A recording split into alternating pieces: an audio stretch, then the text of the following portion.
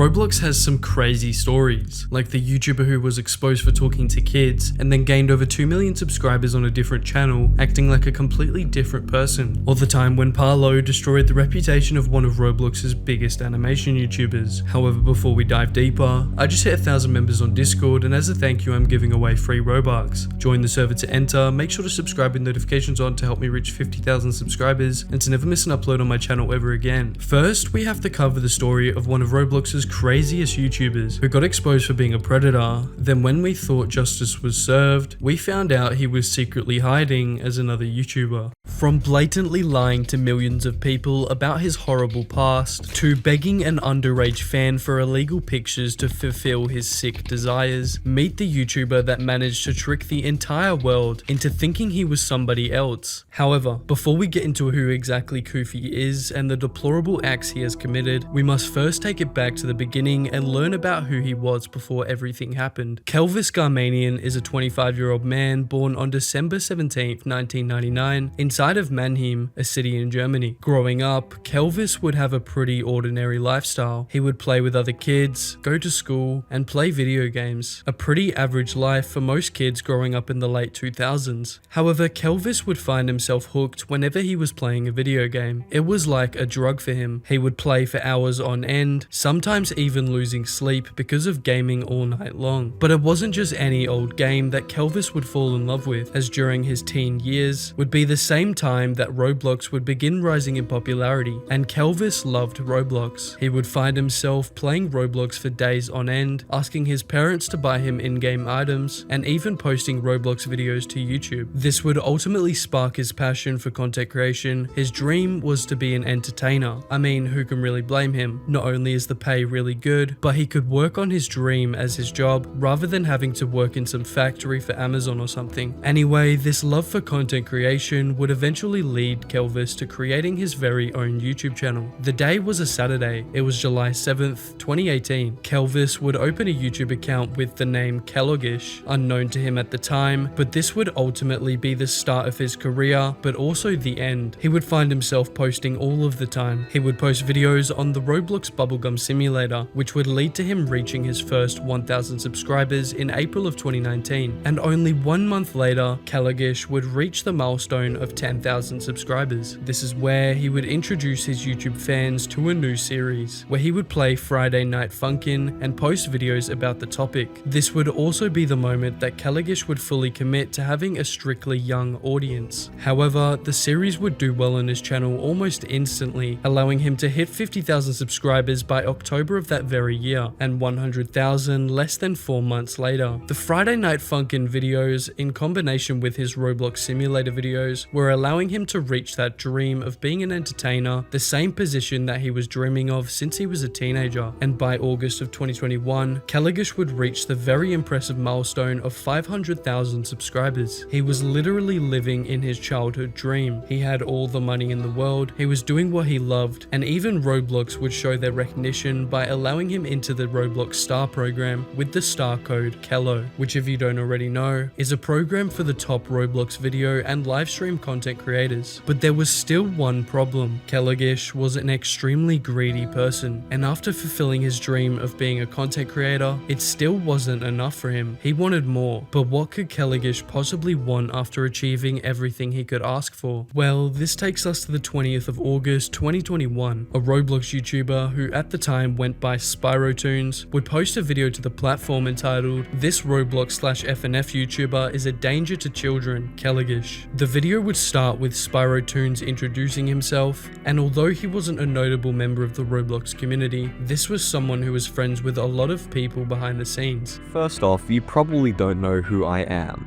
I've basically just been a background character in the Roblox community for about a year or two now. While being this nice little background character, I get to meet plenty of cool people, whether it be developers or YouTubers, all kinds of people from all walks of life. It's really good to meet all these really creative, cool people. One of those creative cool people that I met was called Pyronad. Spyrotoons would introduce a new person into the story of Kelligish. This was a person who at the time went under the name Pyronad. Now keep this name in mind, as she is very important when detailing what happened to Kelligish. However, who exactly is Pyronad and why is she so important? Back in 2019, she was pretty big in the Roblox community, especially on Roblox Twitter. She had a large following for whatever reason, and had lots of connections with famous Robloxians. Now with some YouTubers, she got closer with them than others. One of them, which you might have heard of, is called Kelligish. Pyronad was friends with Kelligish at the time. They would meet through Discord and talk behind the scenes every day. However, unknown to both of them at the time, this would mark the beginning of the end for Kelligish's career. But why exactly would this be? What did he do? And most importantly, how does this involve Pyronad? Pyronad became close buddies with him, to the point of a strange romantic connection between the two developing. The only problem with it was that Pyronad was 15 years old at the time, while Kelligish was 20. After it was revealed that Pyronad was a 15-year-old girl, this would raise many red flags. It was a huge allegation to make against Kelligish. After all, he was a very influential Roblox YouTuber who even had his own star code, and if these allegations were true, could ruin his career forever. And slowly but surely, more would be revealed about Pyronad's supposed relationship with Kelligish. Not only did they have a strange romantic connection, but Mr. Kelligish took it to that saucy next level,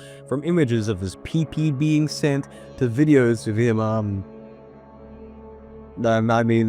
I can't say it here on YouTube. From there, it only gets worse tenfold, with Mr. Bellradish asking and pressuring Pyronad to send pictures, naked pictures of herself to him. He would even send pictures of himself in those kind of situations to her, and then force her to save them to her camera roll. So not only did Kelligish have this relationship with Pyronad while she was 15 and he was 20, but he would even send her naked pictures of himself. But not just that, would also beg and pressure Pyronad for her nudes. Unfortunately, after all the pressure and harassment, Pyronad sent some images of herself to Kelligish. However, Kelligish actually had a girlfriend at the time that he was in a somewhat public relationship with, but why would he ruin not only his relationship, but his career and everything he has dreamt of, all for a 15-year-old girl he met on Discord? At this point in time, Kelligish's girlfriend at the time was made aware of what was going on, so she decided to reach out to Pyronad, asking what the deal was. After that, she confronted Mr. Kell, but he denied even knowing her in the first place. Wow, that's just crazy, man. Then who's the that you're s***ing every night? Are there more? Well, apparently so in 2018, but we'll talk about that later. Not only did Kelligish lie about his relationship with Pyronad to his girlfriend, but when confronted by his girlfriend, denied even knowing Nad in the first place. However, this would only make it so much worse for Kelligish, as not only did his girlfriend eventually find out the truth, but it would soon be revealed that Pyronad was not the only he was talking to. However, before we look more into his previous victims, first we must answer the question of what exactly happened when Pyronad confronted Kelligish about having a girlfriend. And then Pyronad went back to Kello saying, "Hey, why did you lie about not knowing me?" From there, a deal was struck between the two that Pyronad wouldn't tell anyone about what had happened between them in exchange for 20,000 Robux. After being confronted by his own girlfriend, Kelligish would make the extremely stupid decision to offer a bribe to Pyronad. The deal was that Nad had to stay silent about everything she had to put up with, and in return, he would give her a measly $200 worth of Robux. However, this is where things would get so much worse for Kelligish. Well, remember when I mentioned that Pyronad wasn't the only Kelligish was talking to? And I found out from Pyronad that he had in fact done this before with another child. In 2018, he dated a 14-year-old girl, and his excuse for doing it was she was mature for her age. However, more importantly was what Pyrotoons would put in the description of the video. It was a link to a Google Drive titled "Kelligish is a P."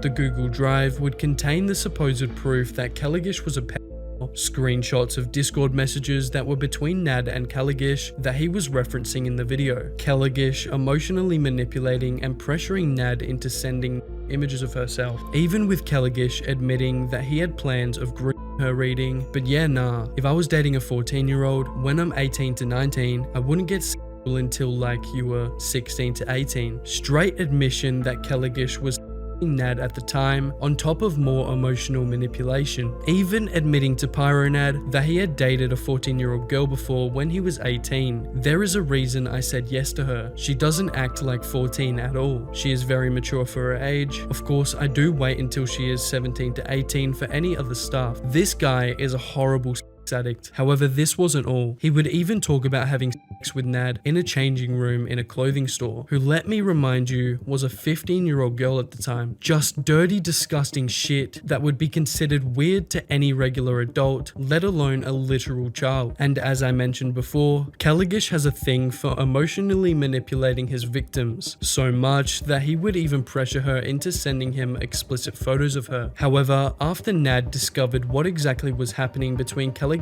and his girlfriend, she would confront him about it, stating, "You've changed, you're still as manipulative," with Kelligish replying, "I don't know, I don't really recognize that person anymore." And like many other people who do these types of deplorable things, it wouldn't be long until he would get defensive and start denying anything that happened, with Nad saying, "I'm not wrong, you're only looking out for yourself," with Kelligish acting clueless, saying, "Not really, but how would you know?" with Nad replying, "My god, cut the gaslighting please," where Kelligish would unsurprisingly act clueless, replying with, does even gaslighting mean? And these messages were all from his official partnered Discord account, the same one he had used to talk in his Discord server to fans. So now you know what type of person Kelligish is, a dirty, disgusting addict who has not a single bit of regret or remorse for his actions. Not only did he pressure and emotionally manipulate Pyronad into sending explicit images of herself, but he couldn't even help himself but to admit his prior relationship that he had with a 14-year-old. This guy is horrible to say the least. After all of this came out, it would not be long until Kelligish would begin to get hate. Not only was the entire community destroying him in the comments, but he would even have his Discord partnership taken away. And the first plan of action was to message Discord, because I mean, he was in their partner program. Surely they wouldn't want a Discord partner doing those horrible things to children on their platform. And surprisingly, good on Discord, within about 2 days, he had his partnership revoked,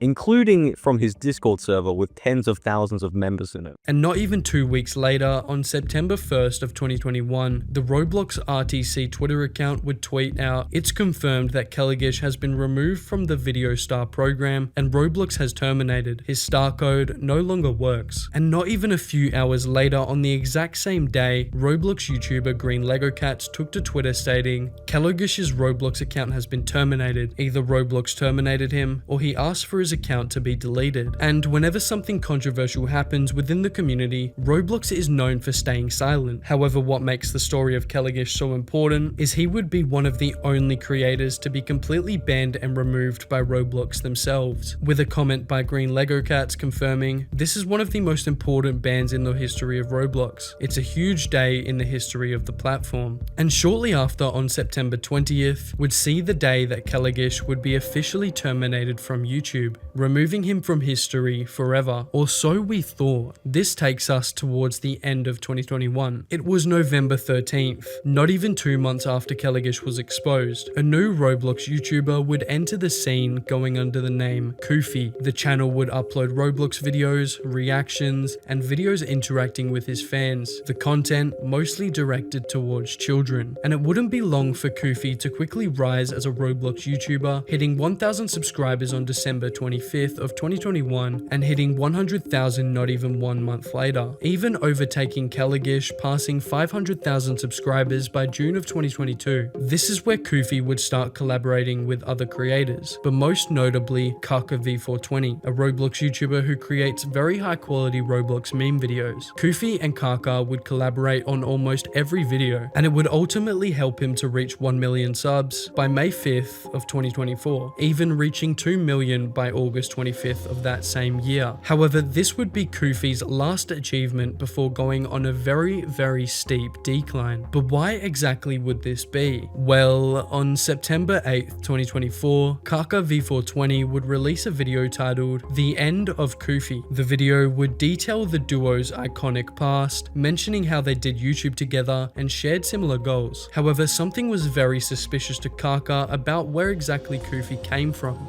I could never quite figure out where Koofy came from. He seemed to know all the dramas too well, was a natural at creating content, was surprisingly good at Funky Friday, and had a weird obsession with playing simulator games 24/7. Every piece of information led me to a dead end, as he didn't have any publicly available social media. Revealing that Koofy had given out certain personal information that would lead Kaka to be even more suspicious. There is a clear line between character and individual. I didn't look like my character IRL, and neither does Koofy. Every time we interacted, it was like we were the same characters from the videos, but occasionally I caught a glimpse of Koofy's true self beyond the character.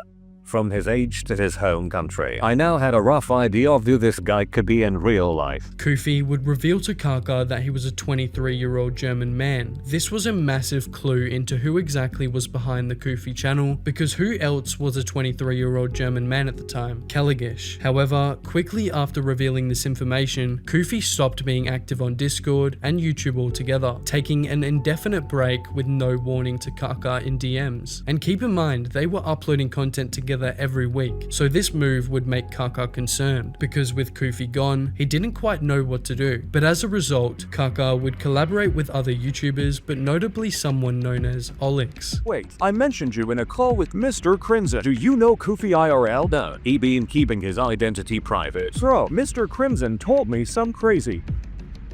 I didn't know it yet. This was the moment where everything would go from west to east, from left to right, from green to red, and from miracle to a nightmare.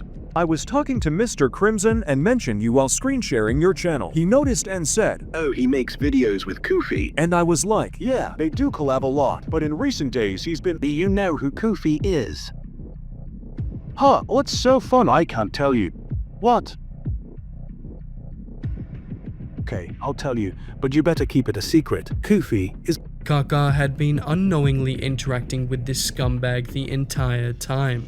Before the creation of the Koofy channel, he was Kelligish, a prominent figure in the Roblox community, known for his content on games like Bubblegum Simulator and Funky Friday, but his journey took a dark turn. Kelligish was exposed for very disturbing behavior, and as a result, his Roblox account was banned, he was kicked out of the Star Creator group, and his YouTube channel was terminated. After losing everything, he had no choice but to reinvent himself. That's how Koofy, his TTS channel, was born. Koofy wasn't out of passion or excitement, it's out of necessity, because the person behind it, Kelligish, no longer had a place to exist as himself. His real voice is silenced by the weight of what he's done, leaving behind only this artificial echo of who he used to be. Koofy isn't just a new channel, it's a reflection of a broken reality that can never be undone. No matter how many videos he uploads, no matter how many views he gets, Kellogish's path hangs over him like a shadow, never letting him forget the person he can no longer be. Koofy is a reminder that sometimes there's no real redemption, only survival, and that survival comes at the cost of losing everything that once made you feel alive. However, the situation wasn't confirmed just yet, and there were rumors behind the scenes that the Koofy channel was the only reason keeping Kelvis alive after he got exposed. I was connecting the dots and digging deeper. This led me to uncover the most concrete piece of evidence anyone could find. You see, Koofy had shared his analytics with me, allowing me to see every piece of analytic on his channel, right down to his blocked keywords. And what do you know?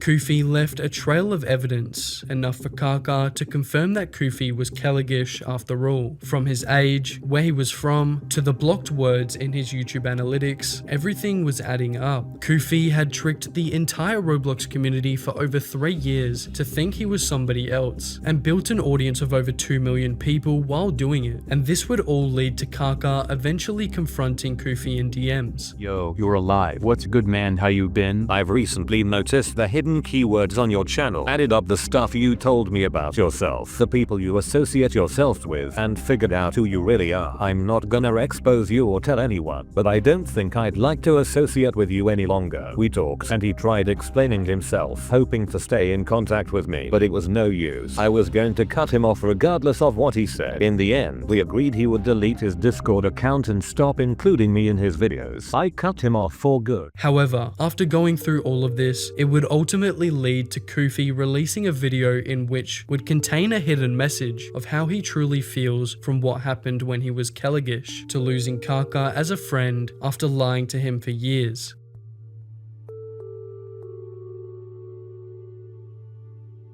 Honey, I prepared dinner for you. I don't feel hungry, mother. It's been 5 months, son. You need to learn to move on with your life. Letting go feels impossible, almost like giving up on something important. I cling to the past because letting go makes me feel guilty, as if I'm betraying memories that once defined me. It's a tough spot, feeling stuck between wanting peace and fearing I'm erasing a part of who I am. I have dreams as if I'm still in the cringe dimension and chat. My best friend is still alive. The police are still looking for me because I killed the doctor's wife. I don't deserve to be in the real world. The guilt is unbearable.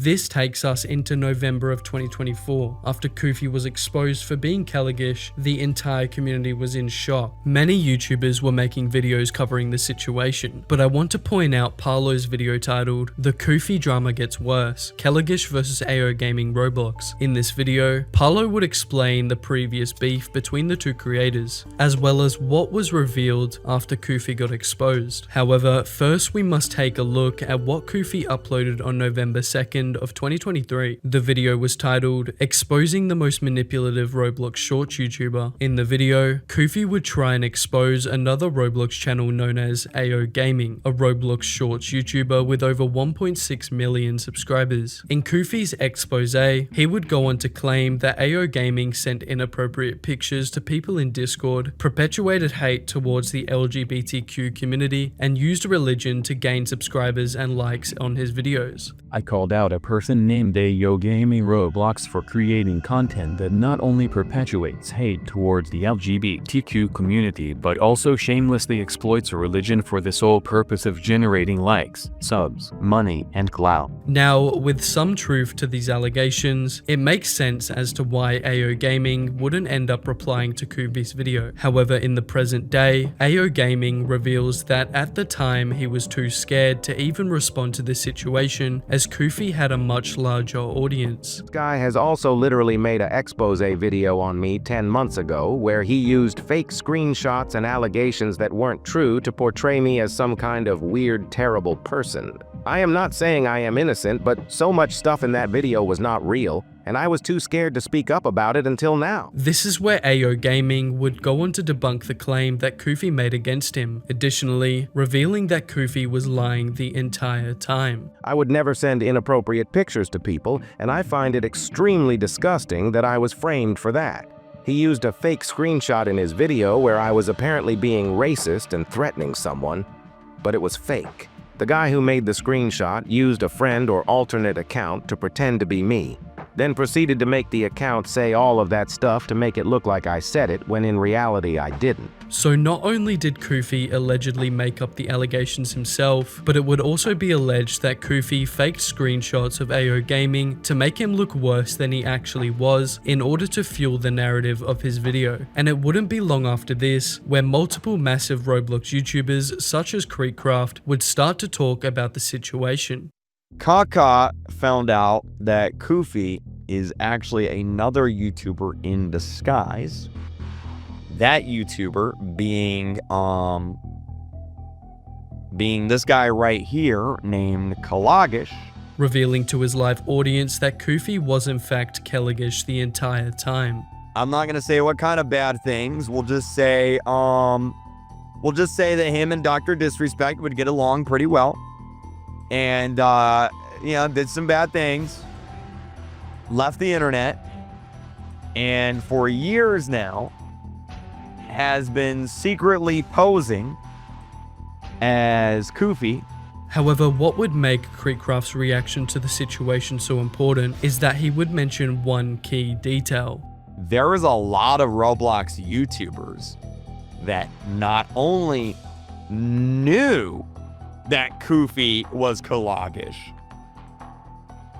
but there are some Roblox YouTubers that helped him get his second channel started, stating that many other Roblox YouTubers knew that Koofy was Kelligish the entire time, and with many speculations and rumors, people began to think, if the person in Kaka's video knew that Koofy was Kelligish the entire time, who else has been hiding this secret as well? Let me introduce you to It's Maddie, a Roblox YouTuber with over 500,000 subscribers who makes videos on Roblox Bed Wars. He is known for many different things, however one of those things would be his association with Kelligish before he got exposed. See, Maddie and Kelligish were pretty close friends at the time, but after he got exposed, many of the people in his circle would cut him off, and for a good reason. What Kelligish did was absolutely horrific, and I don't think anybody would be able to look at him the same after what was exposed. However, what if I told you It's Maddie was one of the many people who chose to keep contact with Kelligish, but not only that, would help him blow up the Koofy channel. Now, in a video titled How Koofy Went From 0 to 100,000 subscribers in a month, this YouTuber who made the video ends up showing archived proof that It's Maddie had end screens leading to Koofy's video called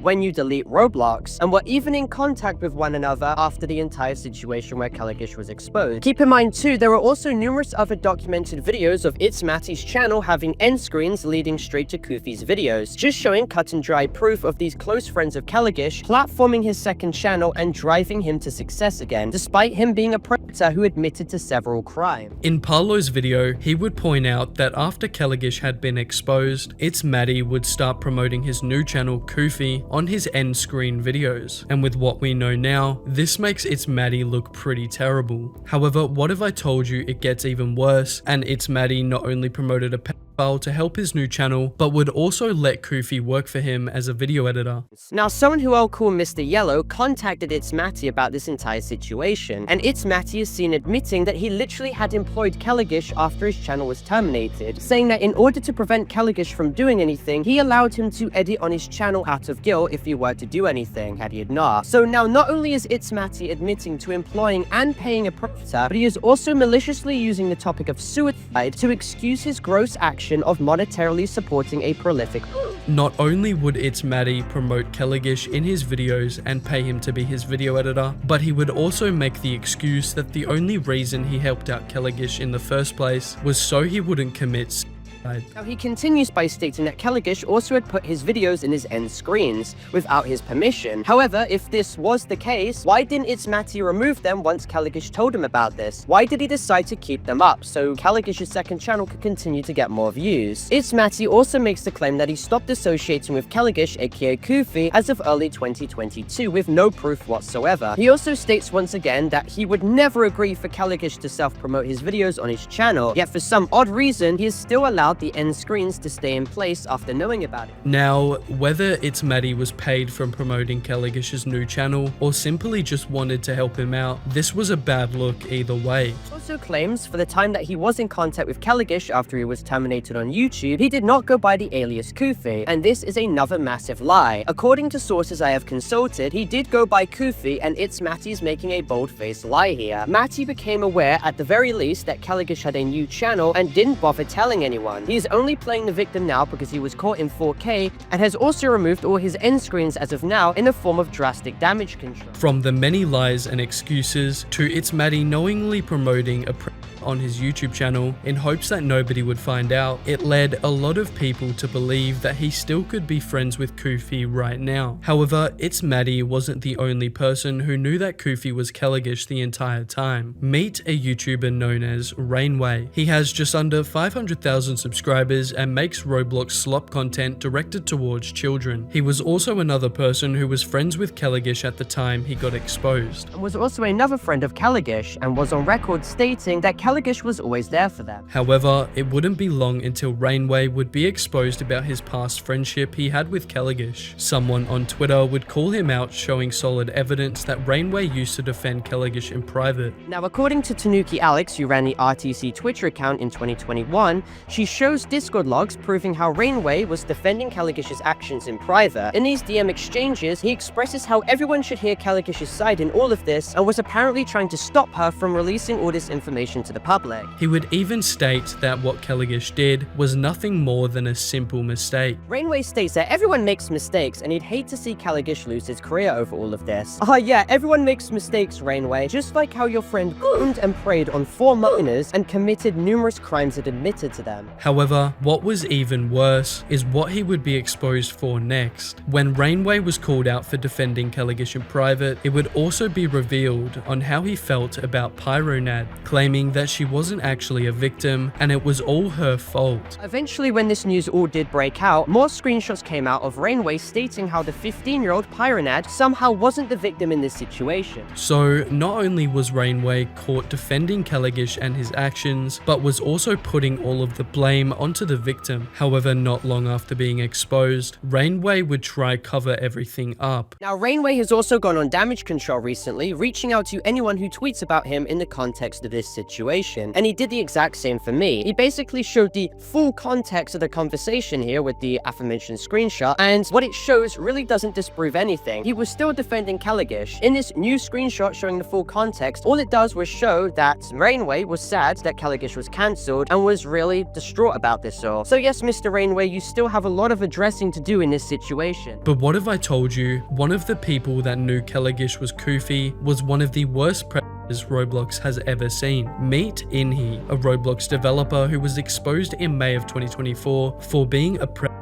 I have actually covered him on the channel before. However, what if I told you that he was much worse than you could ever think, and that the entire time Kelligish was pretending to be Koofy, Inhy knew this and was helping him blow up for the second time. This screenshot which I'm showing right now was leaked and shows Inhy back in July of this year stating how he knew Kelligish was operating the Koofy channel as early as December 2021, and that he and Kelligish are in fact in contact and have been for a while. This means that any inference that It's Matty makes that he didn't know that Kelligish was Koofy is a complete lie, because the Koofy channel was literally made as of late 2021, and It's Matty cut contact with Kelligish, apparently according to his own words, in early 2022, meaning the dates overlap, meaning he probably knew that Kelligish was Koofy. Now, when this screenshot was indeed leaked, especially to my Discord server, Inhy goes on to snitch on It's Matty, stating that he employed Kelligish and gave him a platform. After Inhy got exposed for knowing and helping who Koofy truly was, he would also confirm what we knew about It's Matty. However, that is all the YouTubers we know as of now that knew Kelligish was Koofy. The story of Koofy is crazy to say the least, but the horrific things done by this one Dandy's World YouTuber will make you rethink who is the craziest Roblox YouTuber in history. On February 4th of 2025, I would post a video titled Jake, Roblox's most disgusting and depraved YouTuber. In this video, I would expose Jake for numerous things, from sending disgusting videos to his young audience, to owning unspeakable drawings of people who are way too young. Jake is a self-admitted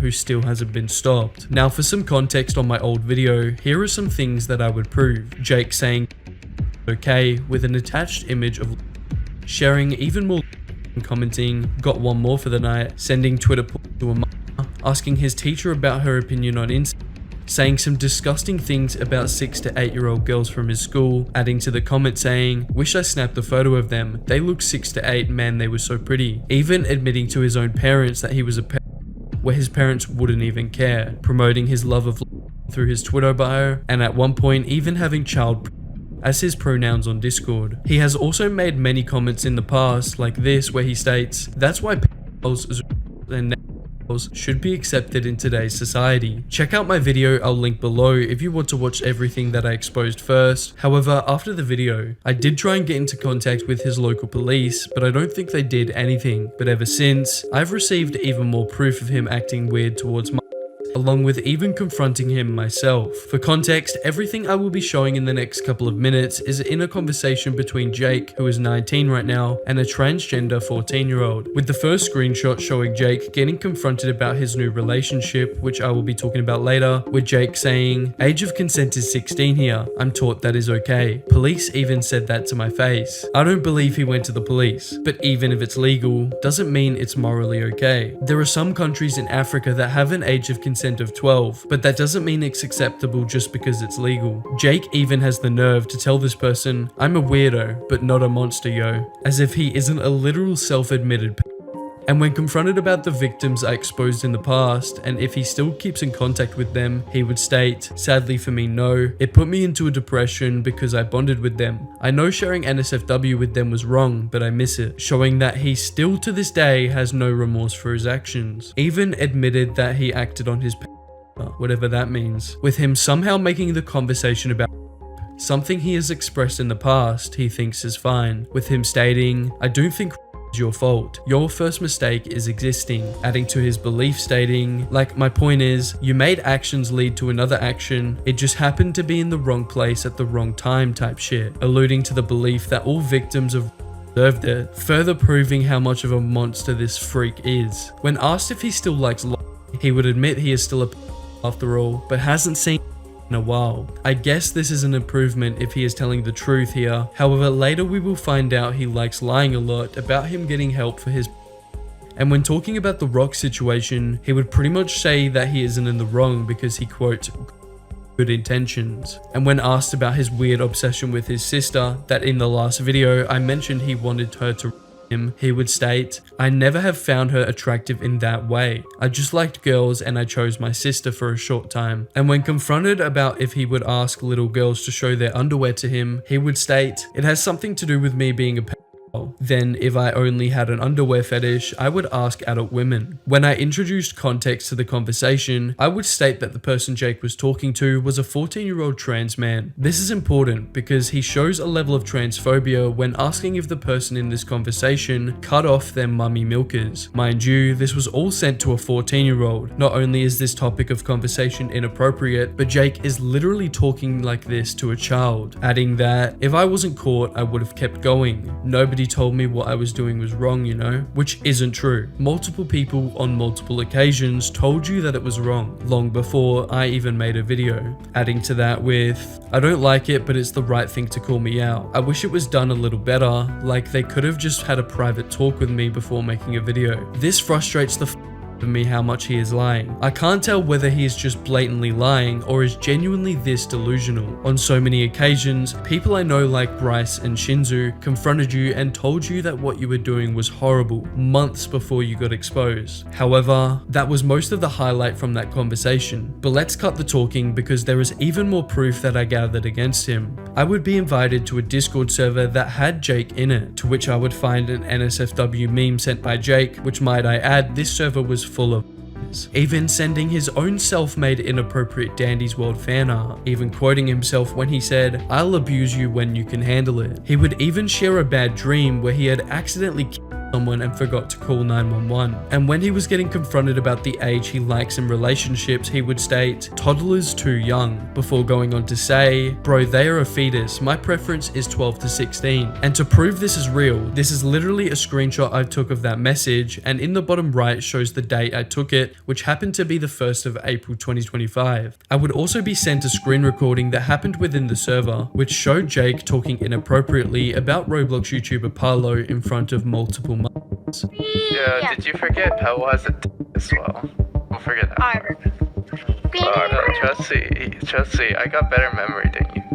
That was as far as I found in the server against Jake. However, there is more proof being gathered behind the scenes, so I wouldn't be surprised if you guys find out even more. However, I added Jake just to see if he was willing to chat with me. Maybe I would be able to convince him to turn himself into the police. The conversation started with me asking about Earl, who I was told by Bryce was a 16-year-old that he was in a relationship with, to which Jake would admit to being with them, and when I mentioned it's illegal since it's almost a 4-year age gap, he would combat that with the excuse that it's okay because in Canada it's legal, which is true. Sadly, Canada being a country where they used to have an age of consent of 14, has a Romeo and Juliet law of a maximum 5-year age gap, which would allow a 15-year-old to be with a 10-year-old. It's disgusting, and just because it's legal doesn't mean it's morally okay. When I confronted him about his preference for younger girls, he would state that he does like them younger, and that what is important to him is the victim, not the age or gender. He would also admit for the 1000th time to being a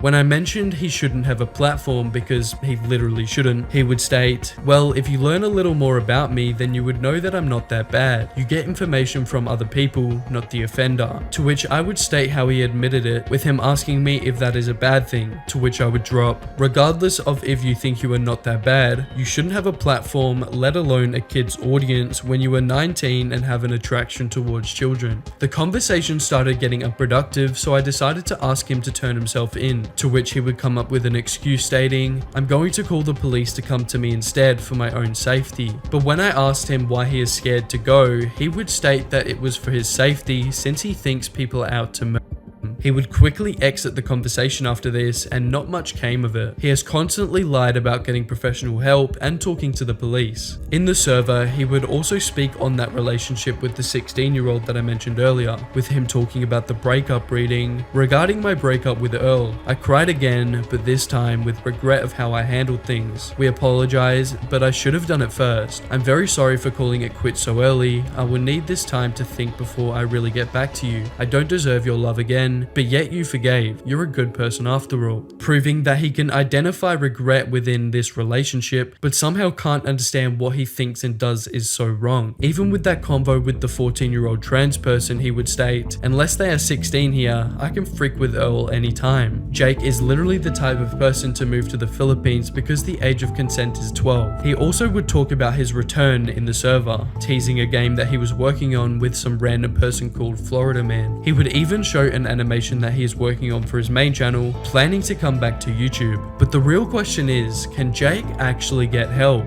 Well, after multiple conversations with Jake, I can conclude that nothing will ever happen unless he is forced. Jake has lied about turning himself in on multiple occasions, lied about getting professional help, and has no remorse or initiative to get help for himself. All we can really do is try and contact YouTube to get him terminated off the platform, but regardless, I don't think anything will come out of this unless we can somehow get it through his head. In my last video exposing Jake, I would even interview a close friend of Jake's who at the time had some more horrible stuff to say about him. So how I became friends with Gabe. Anyways, so I first met him in grade 10. We were paired up for a small exercise in class, and if my memory is correct, Jake and I were also in some group assignments together, but we didn't become close until grade 11. That's where we met again, and like last year we were paired up for another project, where I first discovered he was using Roblox to animate for said project part, and we got in touch through Discord over the project to communicate, and we started talking, and this was after the project, so we kept talking, and I tried to make some kind of friendship with him, and yeah, basically we really started talking in DM after I complimented his Roblox creations. My experience being just bland, so as I would describe it, it was kind of up and down. I was really happy, more like, you know, sometimes it was kind of strange being his friend, obviously, like admitting everything. First we talked, he started sending kind of questionable stuff. I think one of them, the first things he sent were, I think, ship art between characters that were kids or teens. I didn't think much of it because, you know, I thought he was not that at first. I didn't know he was a self-identified until later, but, you know, I thought I could connect with him more because I also like cartoons, and so we kept talking about that. Yeah, later down the line he admitted these thoughts, which was, I think, probably a little bit early into the relationship, approaching the middle. At the same time, he'd stay late up at night to ask me kind of questionable stuff that also made me question my safety, my family's safety.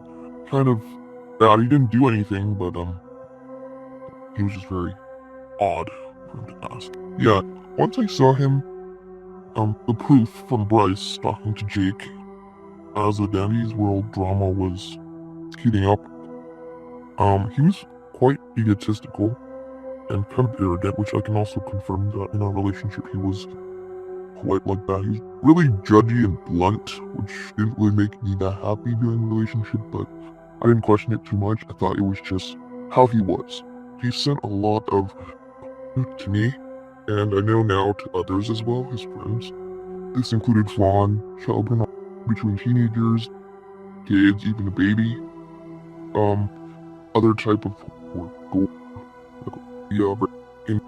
like a lot of the shit he was sending was like morally bad, taboo. He even wrote fanfics of an assault on underage characters. There's this like one show I remember. There's a character named Molly McGee, and basically it was just her probably getting assaulted by a friend of hers or something, or them, you know, having intercourse or something. I don't really remember. It was really gross.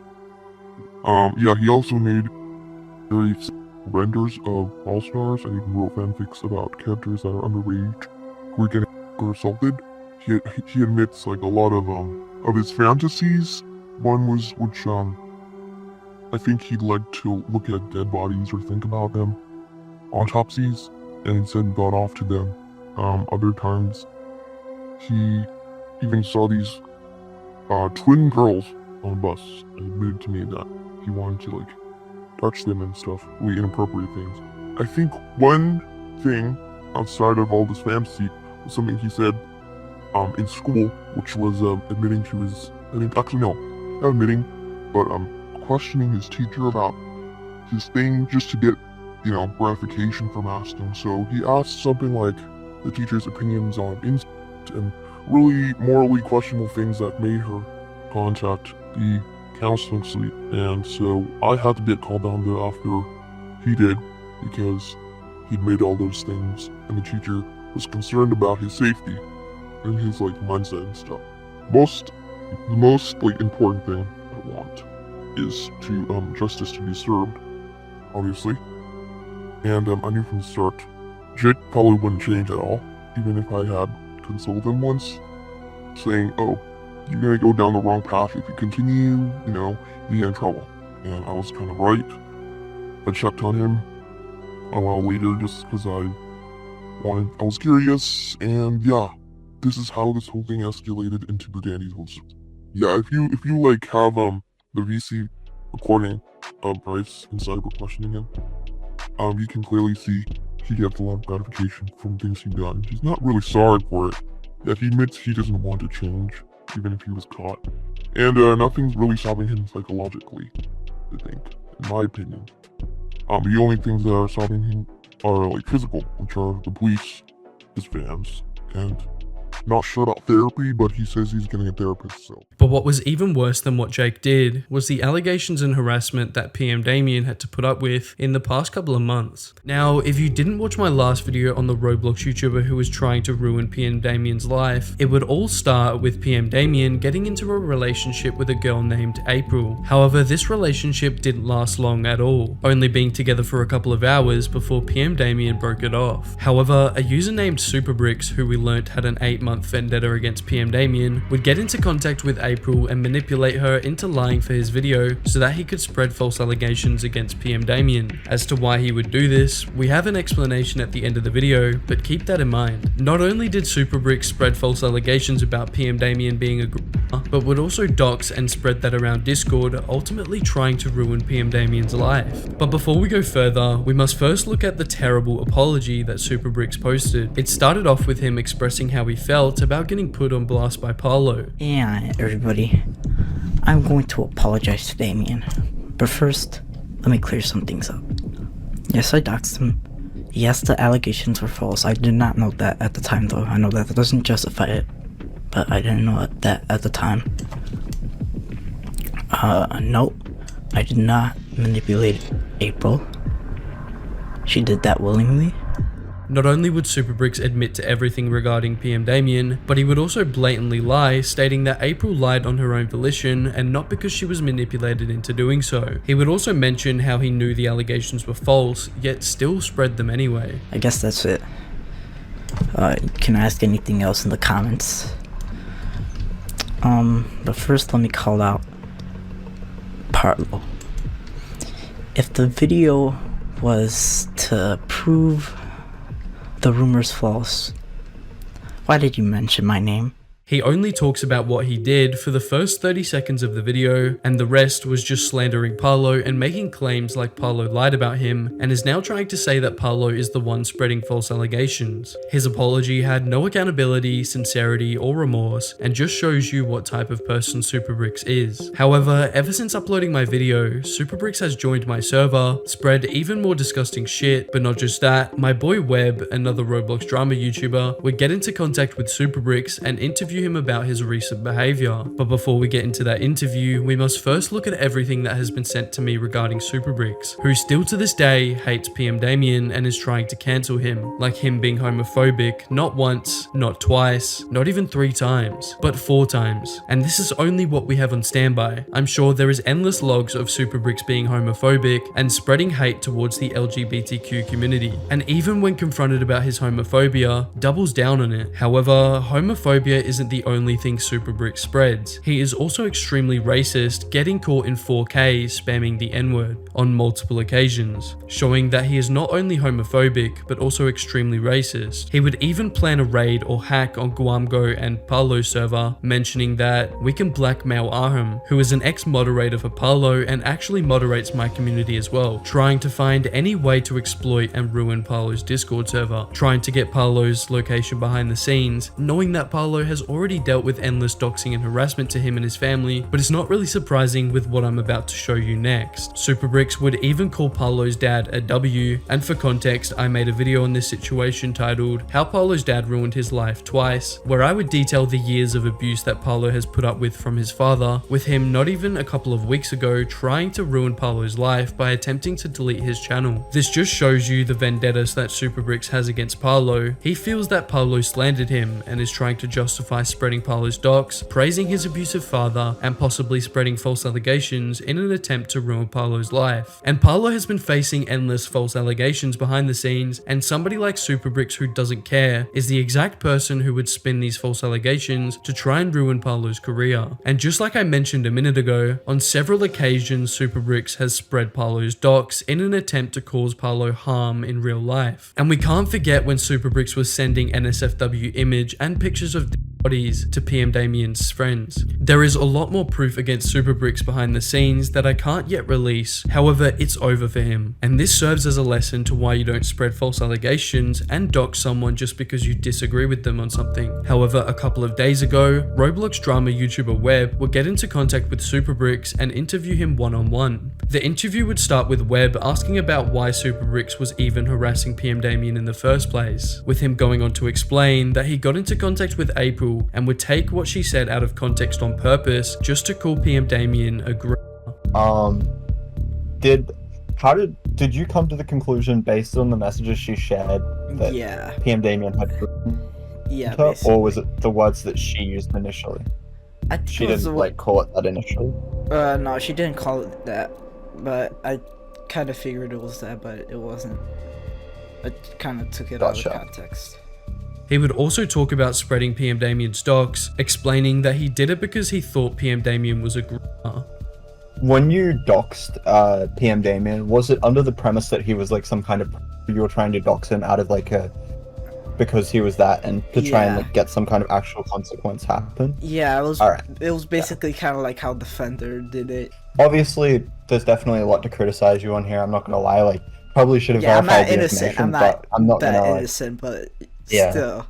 I can't express how bullshit this is, by the way. You're telling me that after posting Borderline Lolicon, you just so happened to get into contact with a girl that had a relationship with PM Damien, got his docs and spread it, as well as slandering his name with false allegations. I think Superbricks was finding any justification to dox and try to ruin PM Damien's life after they had beef over half a year ago. Superbricks would then send a direct message to PM Damien, apologizing to him with no sincerity and acting like this was all just a simple mistake, as if he didn't spread Parlo's docs, spread PM Damien's docs, and tried to ruin Damien's career with false allegations. What if Damien was watching this video? Let's just say PM Damien's watching this video. I don't know if he is. Probably isn't watching this video. He's probably off in La La Land at the moment. Yeah. But let's just assume PM Damien's watching this video. What would you say to him? I'm sorry, dude. I'm sorry. Yeah, I did not mean for this mess to happen. Yeah. Gotcha. Superbricks would even talk about my video as well as Parlo's video, saying that we were both spreading false information about him, which you guys know is not true. What did you think about the various videos covering the situation and how they framed what you did and your character? So basically, I thought that it was all BS. I don't know. Most of the shit, I think they just pulled out their ass. Obviously you got most of your info off Parlo. So I think, like, I didn't manipulate April in any way. I don't know where he got that from, but most of it is true, but they framed me the wrong way. He would then make the claim that people like me and Parlo were farming him for views, although April literally came out herself and spoke against Superbricks. But you might be asking, why exactly would Superbricks do this in the first place? The reason I had a vendetta against him is because, so, you know, we're gonna go back to Shinir again. So, he said that I sent him CP, which I didn't, and then I got banned from Damien's server because of it. And then it spread throughout the server, and so everybody thought that I sent his friend CP, which I didn't. What did you send to his friend? It was like a anime GIF. I'm pretty sure no, the GIF got it's not there anymore, but it was just an anime girl dancing.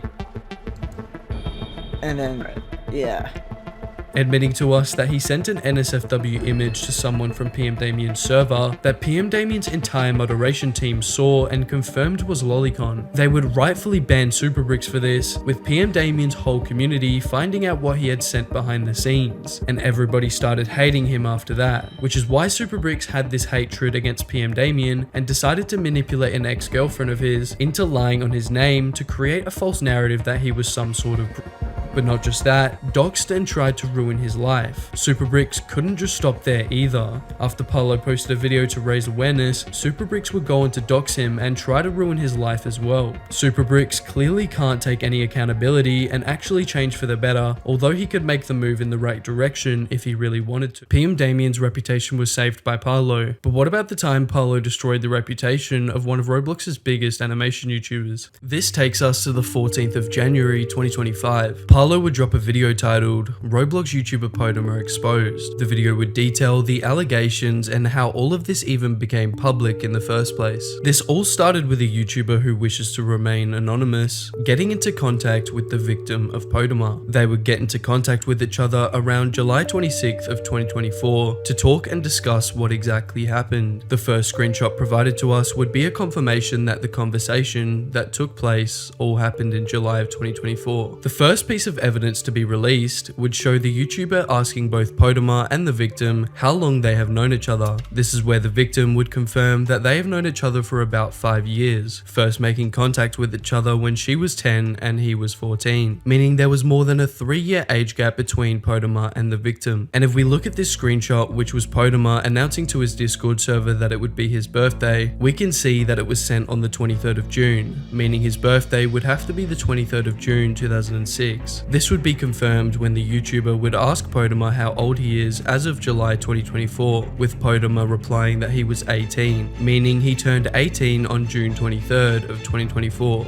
And in this screenshot, we see the YouTuber asking the victim when her birthday is, with the victim confirming that they were born on the 13th of December 2009. Now, if we put this into an age gap calculator, it would mean that they had an age gap of 3 years, 5 months, and 20 days, and you will see why that is a problem in just a bit. In this screenshot, it confirmed that Podmer and the victim would initially meet each other in a Discord server under the name Chill Isles, with Podmer detailing how the victim lied about her age in order to remain in the Discord server without being banned, as Discord only allows you to use their platform if you are above the age of 13. However, the victim would confirm that although they lied about their age on the server, Podmer still had full knowledge of her real age, with this screenshot confirming that she did lie to other members of the Discord server, but the only reason she did that was to remain in the Discord server and to keep contact with her friends, as like I said before, Discord only allows users who are over the age of 13. When confronted by another animation Roblox YouTuber that will be remaining anonymous, they would testify directly against Podmer, stating that Podmer knew the victim's age and would talk about this relationship they had, essentially bragging about it behind the scenes. The YouTuber would then go on to ask both of them if they were from the United States, which Podmer and the victim would both reply saying yes. And in these screenshots, we see that the victim confirms that she is from Florida, but not only that, Podmer would also confirm that he had flown all the way from Texas to Florida in order to meet up with her in real life. And this would mean that Podmer crossed state lines in order to commit these illegal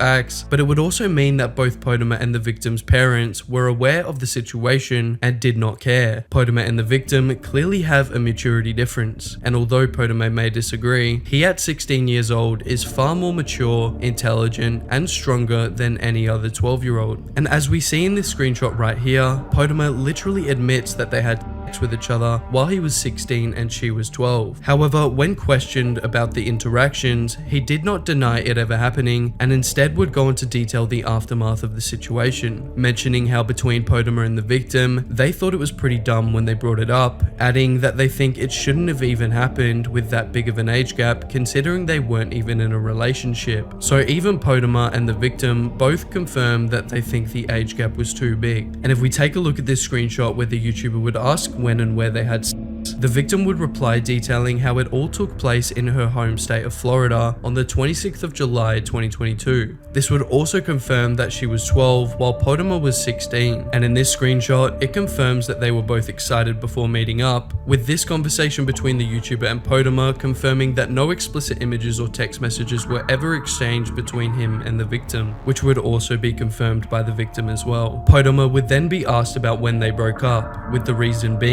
that he was being very manipulative towards her and getting jealous whenever she talked to any other guy. And in this screenshot, it shows the victim confirming that Podmer was emotionally manipulative towards her and would try to get his own way all of the time, with Podmer clarifying that he had no intentions of dating anyone new and was extremely sad over the breakup, also admitting that he had sex with her when he was 16 and she was 12, claiming that they are still in contact with each other as of July 2024, with many speculating that they are still friends to this day. Also confirming for the second time that he was 18, and this message was sent in July of 2024, meaning he would have had to turn 18 that year as it was 1 month after his birthday. Even Podmer's own Discord moderator saying that he thinks the situation should be public, even though it may have an effect on his job working for Podmer. People within Podmer's close circle confirming that Podmer has changed and since gone to therapy about everything, but this was a blatant lie that you will find out later in this video. Ruben Sim would even comment on the situation behind the scenes, adding that he personally thinks the age gap is horrible, and although the situation happened 2 years ago, it still isn't a big enough window of time to allow for proper change, and that someone in an age gap as big as that should not be trusted in a server around kids. And I totally agree. If you to this day still think that the age gap you had is okay, you still haven't changed how you think. In this screenshot, we see Parlo having a conversation with one of Podmer's mods. This is where his mod would be seen defending Podmer's actions and talking about how Podmer has debunked these allegations when clearly that is not true, with the same mod going back on his word, stating that he hasn't even seen any evidence himself and purely just trusts Podmer because he is a quote, good person. People are getting banned from his Discord server for even mentioning the age gap, not even what happened between them, providing even more reason for me to believe that Podmer feels guilty about what happened. And when confronted by Parlo directly, Podmer said this bullshit vague reply. This video would mark a huge impact on the situation, gaining over 900,000 views in just 2 months, and would mark the beginning of the end for Podmer's career. However, within just a couple of hours of Parlo's video being public, Podmer would take to YouTube with a community post responding to the allegations, but the amount of lies and attempts to cover up what he did was truly disgusting. It would start with, It really disgusts and saddens me to read all of these hateful and untrue comments. I wouldn't think I would have to tell you about my personal life, but I now realize that so many of you actually believe it. So here goes. The incident everyone is talking about happened nearly 3 years ago. This does not excuse the situation at all. No matter how much time has passed, it does not change the fact that the victim could not consent and was taken advantage of by someone almost 4 years older. I had just turned 16. My mother and I went on a vacation and I met up with a close friend that was 3 years younger than me. Our mothers arranged it a couple of months in advance. My mother took us to the movies, to lunch, and an indoor amusement park. We were all together in public the whole day. People are saying we did things that we didn't do or that I forced her in some way, and it's all lies. Our mothers were there. He likes to use the excuse that because parents were there, it means that nothing could have happened, but when asked about it, he literally says it himself. There are people that are making videos about me with screenshots that are twisted and taken out of context. This is purely a deflection tactic that you will find out later in the video is a blatant lie, since he admits to everything in a voice call. Even worse are the fake accounts pretending to be me and making things up. Strangers are calling me a PDF when I was a myself. Today I am 18 and she is 15. Nothing about our ages is illegal. We are still friends and she is horrified at the lies people are saying about her. This is an attempt to downplay the victim's suffering. Emotional manipulation often keeps victims silent or supportive, especially when they are young and don't fully understand what they have been through. All of this has really taken a toll on my mental health, and it makes me question if I should keep doing YouTube. While mental health is very important, it should never be used to deflect accountability in any situation. This is nothing more than him trying to guilt trip and sympathy bait his young audience who don't realize how messed up he really is. He pretty much just continues the rest of the response, sympathy baiting his fans and going on to say that if you don't believe him, then you're not allowed to watch him, whatever that means. Which takes us to January 15th. Parlo would drop a part 2 in response to Podmer's statement revolving the allegations around him. So as all of you know, in my last video, I called out the massive Roblox animation YouTuber known as Podmer for his disgusting relationship he had with a girl while he himself was 16 years of age, where they had a 3.5-year age gap between each other. In numerous admission statements he made, he not only admitted that he did have a interaction with this girl, but he can also be seen attempting to legitimize the situation and defend it. Even worse was that he also admitted he was emotionally towards her, with even the victim admitting this too. Now, in response to all this drama, Podmer has decided to go on damage control and make one of the most unsubstantiated and worst responses that I have ever seen. He would then go on to debunk the entire statement Podmer had made in response to the allegations, just like I did earlier, adding even more proof in this video, solidifying what we already knew about Podmer. I'd like to show more undeniable proof that Podmer did do what he was accused of. So I want to bring everyone's attention to someone named Basil, who managed to get in contact with the real Podmer. Now, if you check Podmer's official Discord server, you can see that the Podmer Discord account that is ranked has the name simply Podmer as its tag. Podmer has also joined my Discord server as well over 2 weeks ago and sent messages in it. And when you check his account, which is present in my Discord server, you can see that it bears the exact same Discord tag, just simply Podmer, and it also has his YouTube channel linked to it, with the account stating that it was made on the 19th of June 2018. So essentially, we had Basil screen record themselves, go to the message that he sent in my server, click on his profile and open up their DMs to once again prove that it's legitimately him. Parlo would then add some context to the message logs provided to us by a user named Basil, who had a conversation with Podmer that contained admissions and statements towards the victim. And as you can see in the screen recording playing in the background, you can clearly see that the Discord tags match and the date the account was made matches with Podmer's account verbatim. Since Basil and Podmer share no mutual server and because Podmer allegedly blocked her, his profile lacks the YouTube channel link. However, it is very obviously him regardless. Now, in their DMs, it only shows Basil's messages, and this is because Podmer selectively deleted his messages with her as to not have them be used against him in the future. However, the proof was already catalogued regardless. Now, it starts off by Basil showing screenshots Podmer had sent to someone else, which we showed in our previous video. These screenshots show Podmer admitting to the disgusting situation to someone else and admitting to mentally the victim.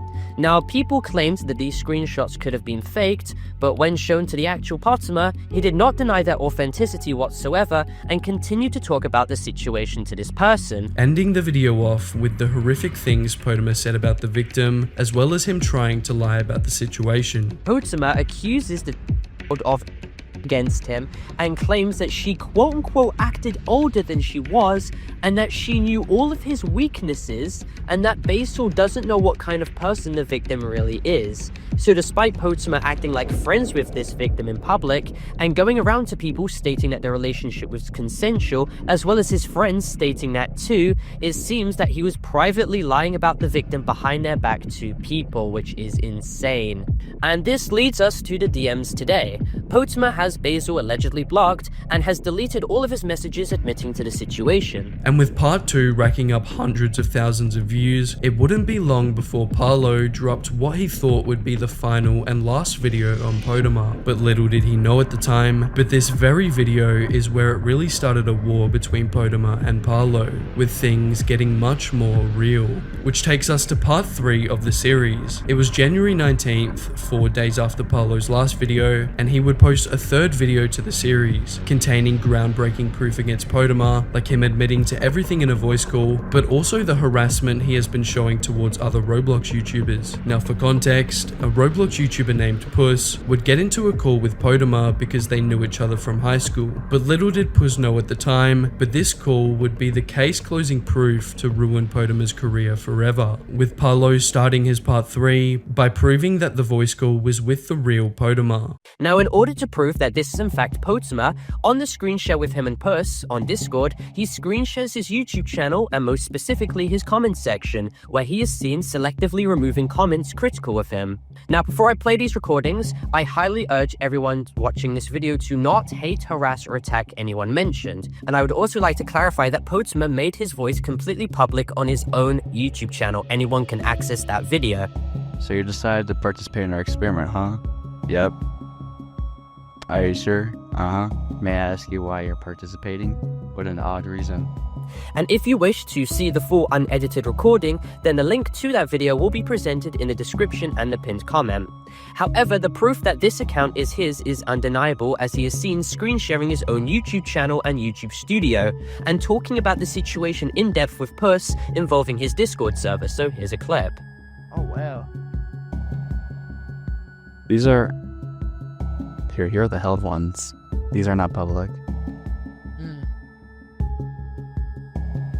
What's your Discord server like? I saw that invite. Yeah, I paused invites. I set up a lot of keywords. Parlo then goes on to expose the call between Puss and Podmer, containing multiple admissions and even Podmer downplaying the allegations.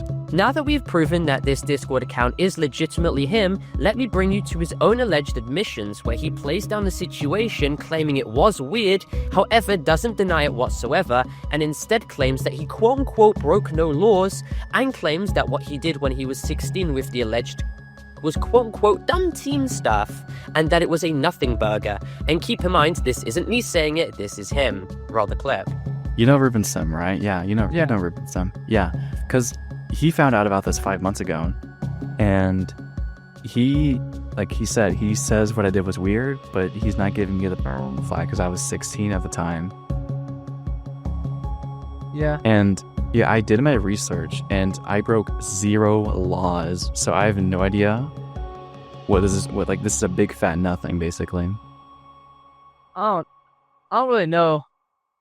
Like, what's the full context of everything? Like, from your side, what is it? Just 2 dumb teenagers, man. The problem with what Podmer said is he was downplaying the allegations as well as blatantly lying about some aspects of the story, which after reviewing by Parlo would force him to debunk every misconception and lie in the call with Podmer and Puss. I wish to clarify that Podmer is wrong several times in this alleged admission, and for criticism reasons I'll go over why now.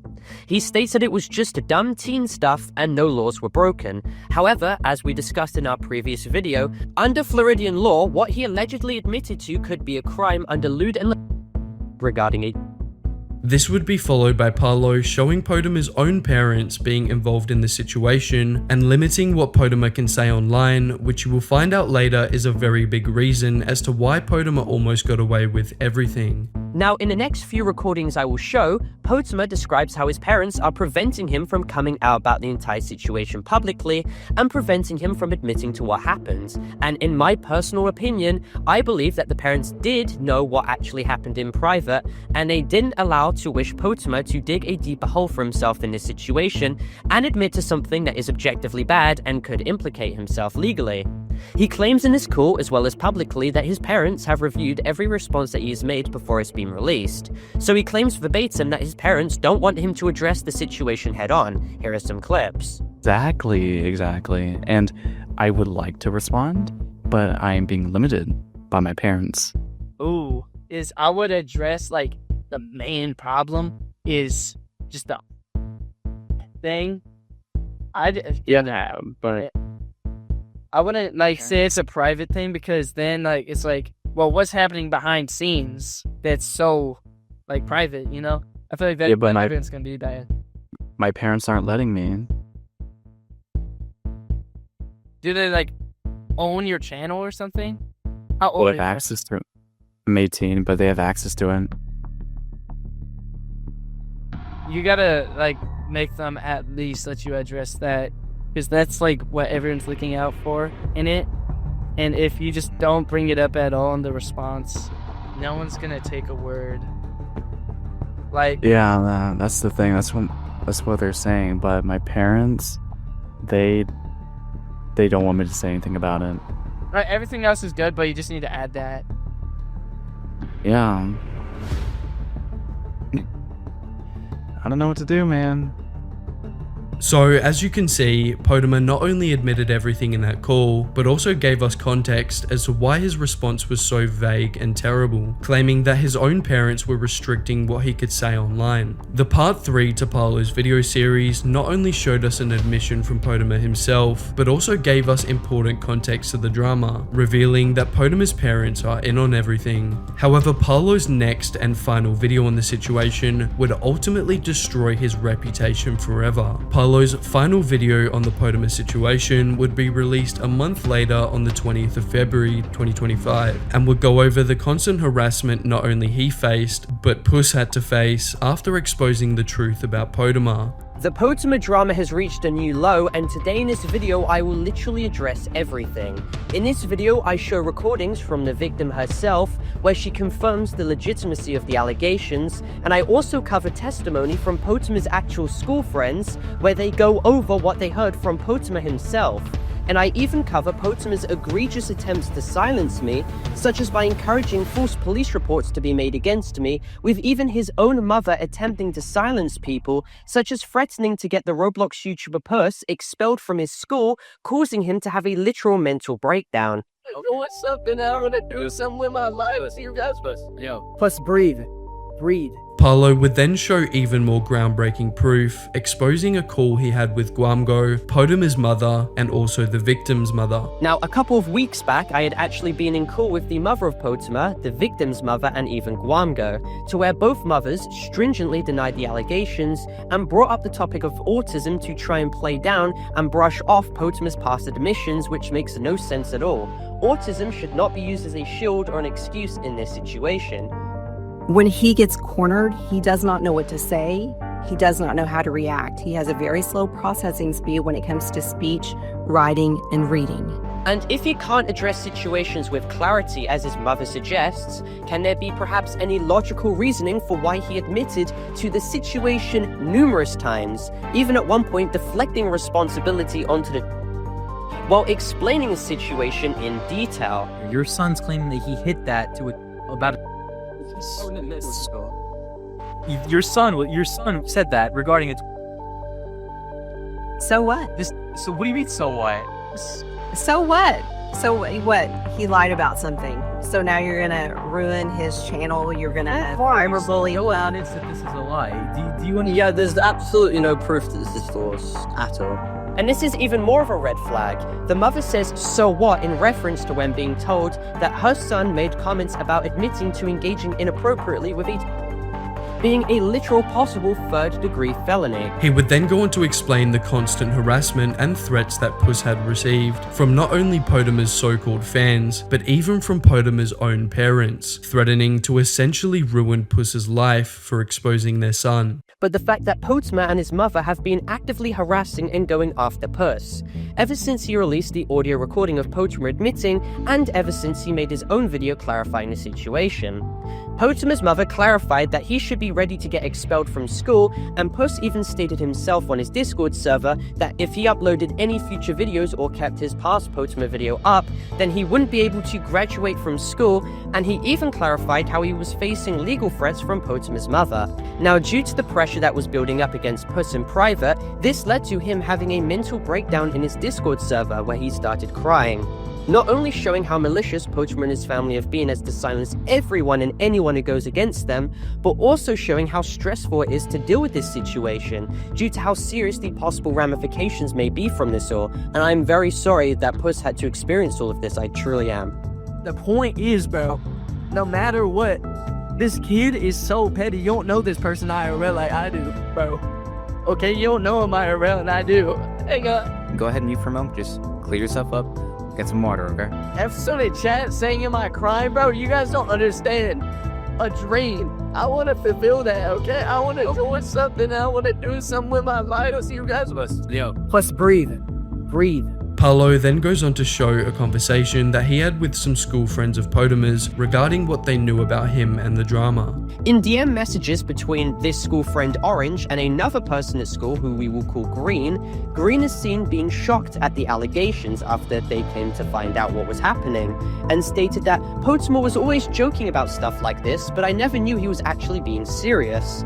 And a Teeth comment, which Orange claims that Podmer stated to him, can also be confirmed by yet another school friend who has also provided proof that they were in fact in contact with Podmer in real life. Now, this other school friend, who we will call Purple, was added to a group chat with myself, Guamgo, and Trav is someone who has provided Discord logs before, proving that Podmer admitted to the situation in their DMs. And what was revealed showed the fact that Podmer has in fact been going around his school in real life, stating that he got teeth from someone, to which he wouldn't even reveal the age of said person, and essentially everything's started adding up here, because numerous people's stories were starting to literally match up with one another's.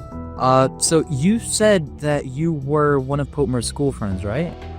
Yes, we were friends because we sat next to each other last year. Are you still currently friends with Podmer?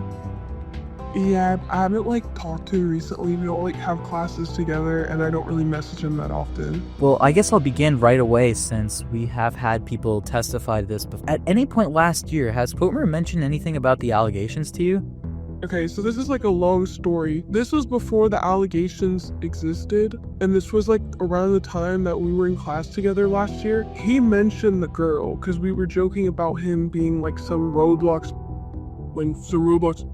and whenever he mentioned him receiving from her, he never mentioned her age. I would have done something about it if I knew. I figured it was someone his age.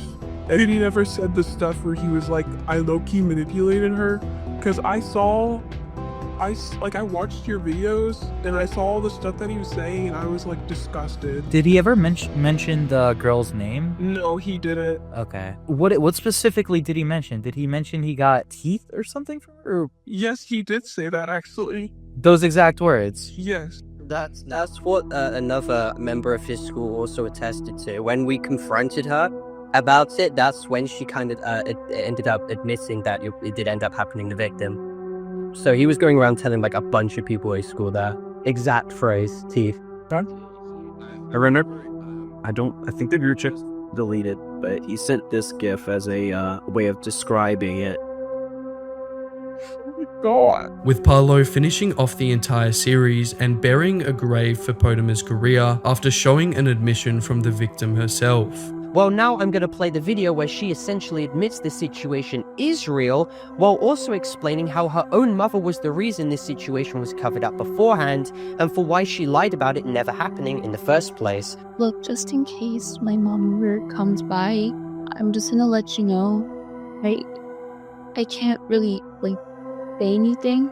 He doesn't know. Like I can't say anything. Like even if I were like I'm scared that my mom is just gonna be just there because she has Discord and she can hear me fine. That you are afraid of your own mother. And that's just kind of the main reason of why this is sort of like just covered and I can't say anything anymore. So Listen, I'm not asking here for like a full-on admission. I don't want a full detailed thing here. I'm gonna ask you a straight up open question. I'm gonna need the honest truth here, because otherwise this will implicate you and your mother, like from a legal perspective.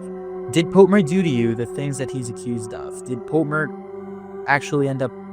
he didn't. I'm still. Okay, so he's going around to his IRL friends saying, quote unquote, I'm gonna just paraphrase this from him, he got teeth. Oh no. So someone here is clearly lying. This is the statement that he's saying true? That's what we have to say. It's just a yes or no. You don't have to go into any detail. Okay, because if my mom finds out I said anything, I don't know what's gonna happen, but yeah, I definitely won't stay. I don't want to say anything. So he did end up getting teeth from you?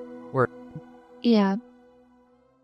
This series that Parlo made on Podmer single-handedly destroyed his career, with the only grip he has on his YouTube channel that he doesn't deserve being his brain-dead YouTube Shorts viewers that will probably never take any situation seriously if it involves their favorite Roblox animator. Which takes me onto my next point about people such as Podmer, PGHL Films, Jake, Cam Geyser, and even someone as notable as Kaneko Kitten. They either almost got away or did get away with everything purely because their audience is either in denial or too brain dead to understand the truth. But this isn't the only crazy story involving Parlo. Just a couple of weeks ago, Parlo was sadly threatened with his career by his own father. See, this all starts in the year of 2022. Parlo was getting endlessly harassed and doxxed by a user named XDGamer. This was part of the reason that Parlo had lost his channel, leading fans to believe he had quit YouTube forever, or even worse, had ended his own life. Which takes us into 2023. Which was my first time interacting with Parlo one-on-one and getting to know him a bit more behind the scenes. And this was during his hiatus, since he wasn't allowed access to his own YouTube channel. I will speak more about this later, however, because of Parlo's father taking his access away from his YouTube channel, it caused Parlo to spiral into a very sad and depressing moment of his life, feeling like he lost everything that he had worked so hard for. This would cause Parlo to take to Twitter with a post reading, "Being a hated YouTuber constantly involved in conflict and drama for months will eventually push anyone to mental and physical health problems, anxiety attacks, eating disorders, breakdowns, sleep disorders, and much worse. It isn't fun. Don't make the same mistakes I did." The message was very dramatic and showed the fans at home what life was truly like for Parlo at the time. A depressing hole that Parlo didn't even know if he could get out of. And the audience at home did not take this well. They would start to make fun of Parlo for this and using it as some sort of joke to make whenever someone brought up his name in a conversation. This tweet would be quickly followed up by a post from Parlo expressing how he felt about the community treating him like shit for simply opening up about his life, with Parlo adding, "People like this push me on the verge of a mental breakdown," which was a valid feeling for Parlo to have. He opened up about something very personal to him, and to see people react negatively to it just made him feel like giving up. Which takes us to the infamous post by Parlo, where he would talk about some very hard-hitting topics, like his endless spiral of depression, causing him to attempt to take his own life. The tweet longer was heartfelt, and truly gave viewers a perspective into Parlo's life at the time. But fast forward to Parlo's 18th birthday, his parents would grant him permission back to his YouTube channel, and life was great. And this is around the time him and I were decently close, and he was building momentum back up on YouTube, exposing is on the platform left and right. Parlo would obviously get into some controversies, but that's just what Parlo does. However, fast forward to yesterday, the 26th of March 2025, I would wake up and, like I do every day, I check the channels of myself and my friends to see how we are all doing on YouTube. But when it came to checking Parlo's channel, it had mysteriously disappeared. When I searched his name on YouTube, nothing came up. and it looked like he was banned off the platform. With knowing nothing about the situation, I would go to check Twitter, where I would see Roblox drama YouTuber Guamgo tweet on the subject stating this: "Some people have been asking about what happened to Parlo. His account was temporarily hidden for privacy reasons. It will be back once he resolves an issue he's currently dealing with on YouTube." However, the post was very vague and still left everyone questioning what exactly happened. But soon enough, Parlo would speak on the situation, posting a tweet that said, "My father blackmailed me and has taken my entire YouTube channel down, and I've lost everything. He has entire access to my channel and I'm completely reliant on him to reinstate it. This is horrible and he was holding this over my head the entire time. Please share this message." The post was spine-chilling to say the least. Parlo's own father had been blackmailing and threatening Parlo behind the scenes for God knows how long, dangling everything that Parlo had worked for over his head like he was some sort of dog. However, attached below was some text message exchanges between Parlo and his dad. The first screenshot shows Parlo's dad texting him stating, "Watch, in studio, live, answer, before we are live, out of Discord, you are." To which Parlo responded with, "Do not dare to threaten to call the police." The second image would show Parlo's dad replying to his last message stating, "One click or answer the phone, watch," with a picture of the YouTube deletion page, subliminally threatening Parlo with his essentially whole livelihood. It goes on to show more images that Parlo's dad sent to him on the YouTube deletion page with text that read, "10 seconds, Parlo hidden XX," confirming to Parlo that his dad did indeed delete his channel after threatening to do so. The next image would show Parlo texting his dad saying, "Unhide it or I release everything," with his dad threatening to go to the police stating, "Talk to me or you're in the nick," which if you don't know, the nick is British terminology for the police, which is what Parlo's dad was threatening him with. And Parlo would even show further receipts that proved Parlo's dad has been trying to get in contact with him for months with no answer. And I will touch on exactly why Parlo doesn't associate with his dad later in the video, but he had every right in this situation to be avoiding his dad's text messages. And Parlo did not deserve his own dad threatening his livelihood just to get a conversation with him. Parlo fans were worried, and even some people from the community who don't like Parlo came out and supported him in this emotional time. I mean, after all, Parlo's entire life's work was pretty much getting deleted because his dad wanted to maintain control over his life. But I have some good news. Thankfully this morning, Parlo got his channel back, announcing to his Discord stating, "Updated message, please read the tweet." The announcement would link to a Twitter post from Parlo in which he would express what happened and how he felt about the support he had gotten from all of this. The post would read, "Thank you all for the support. Now, I want to take a break away from the typical cliche update message, but the kindness that many people have shown at this time means a lot considering how horrific this past week has been. Those who have stuck with me in this time, I will remember and repay you when you need help too. And in a situation as somehow polarizing as this, I genuinely cannot just use text to express my gratitude to a lot of you. Now, in regards to the channel, I will be able to get my channel back. The situation was never to do with a permanent ban or a permanent removal, because then we'd be in a much different situation. But the fact that a grown adult would act like an impudent child and go as far as to blackmail their own son with their channel and have been recorded on video a couple months prior threatening to do it, and how they could your entire channel revenue up in one foul swoop, that just speaks volumes to how he wanted any excuse to do this in a very malicious way, because there were underlying factors like jealousy which were in play. The people idolizing my dad, exempt from the rage baiters, have no idea the physical abuse I dealt with in 2021,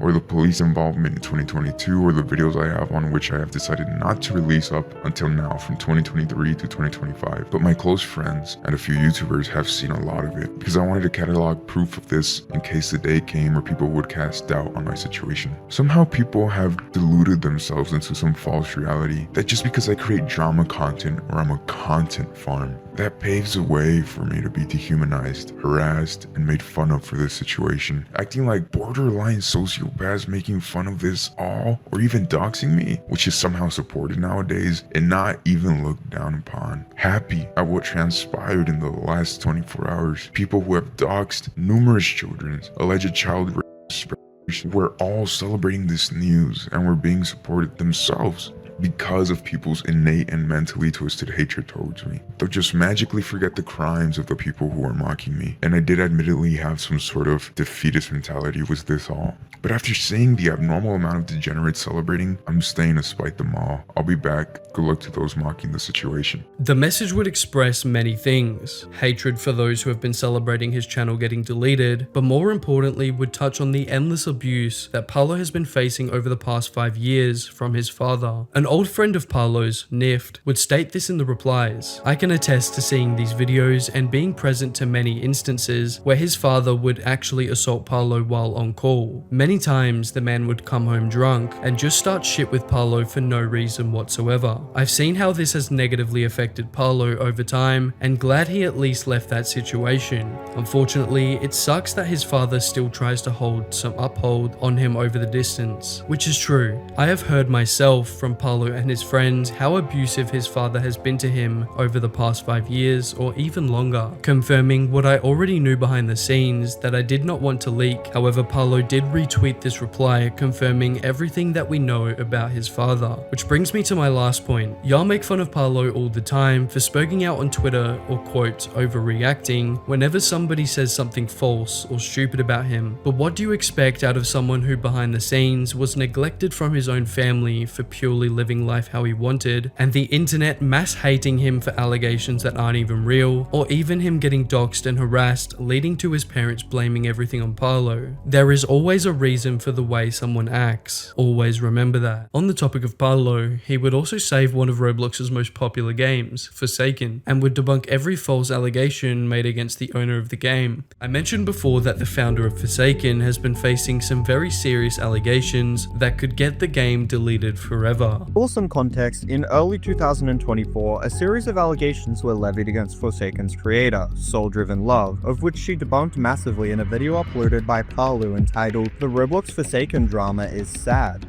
So recently there's been some extremely serious drama involving the very popular Roblox game Forsaken, with the creator and co-creator of the game receiving daily threats of being swatted and even people threatening to harm them in real life. However, ever since this video's upload, things have gotten a whole lot worse. It began with users who'd seen Parlo's video over on 4chan harassing, threatening, and doing a range of extremely deplorable things toward him. But what was even more alarming were the plethora of new documents which had been released against Soul. However, these were so awful that they caused various members who'd made great contributions to the game to publicly dissociate. But what was even worse was the plethora of members from the Forsaken team who'd resigned permanently, such as Sergeant Toki, for example, who published a tweet reading, "I'm stepping down from the Forsaken team. All of the characters I've worked on will be pulled from the roster and will no longer be added. Azure, Ringmaster, Phosphorus, and Rook will not be added, and I no longer wish to have them associated with Forsaken." But what was even more sad for Soul in their personal life was the romantic relationship they had that got ruined because of the false allegations that have been spread, with the Discord message from Soul's ex-partner reading,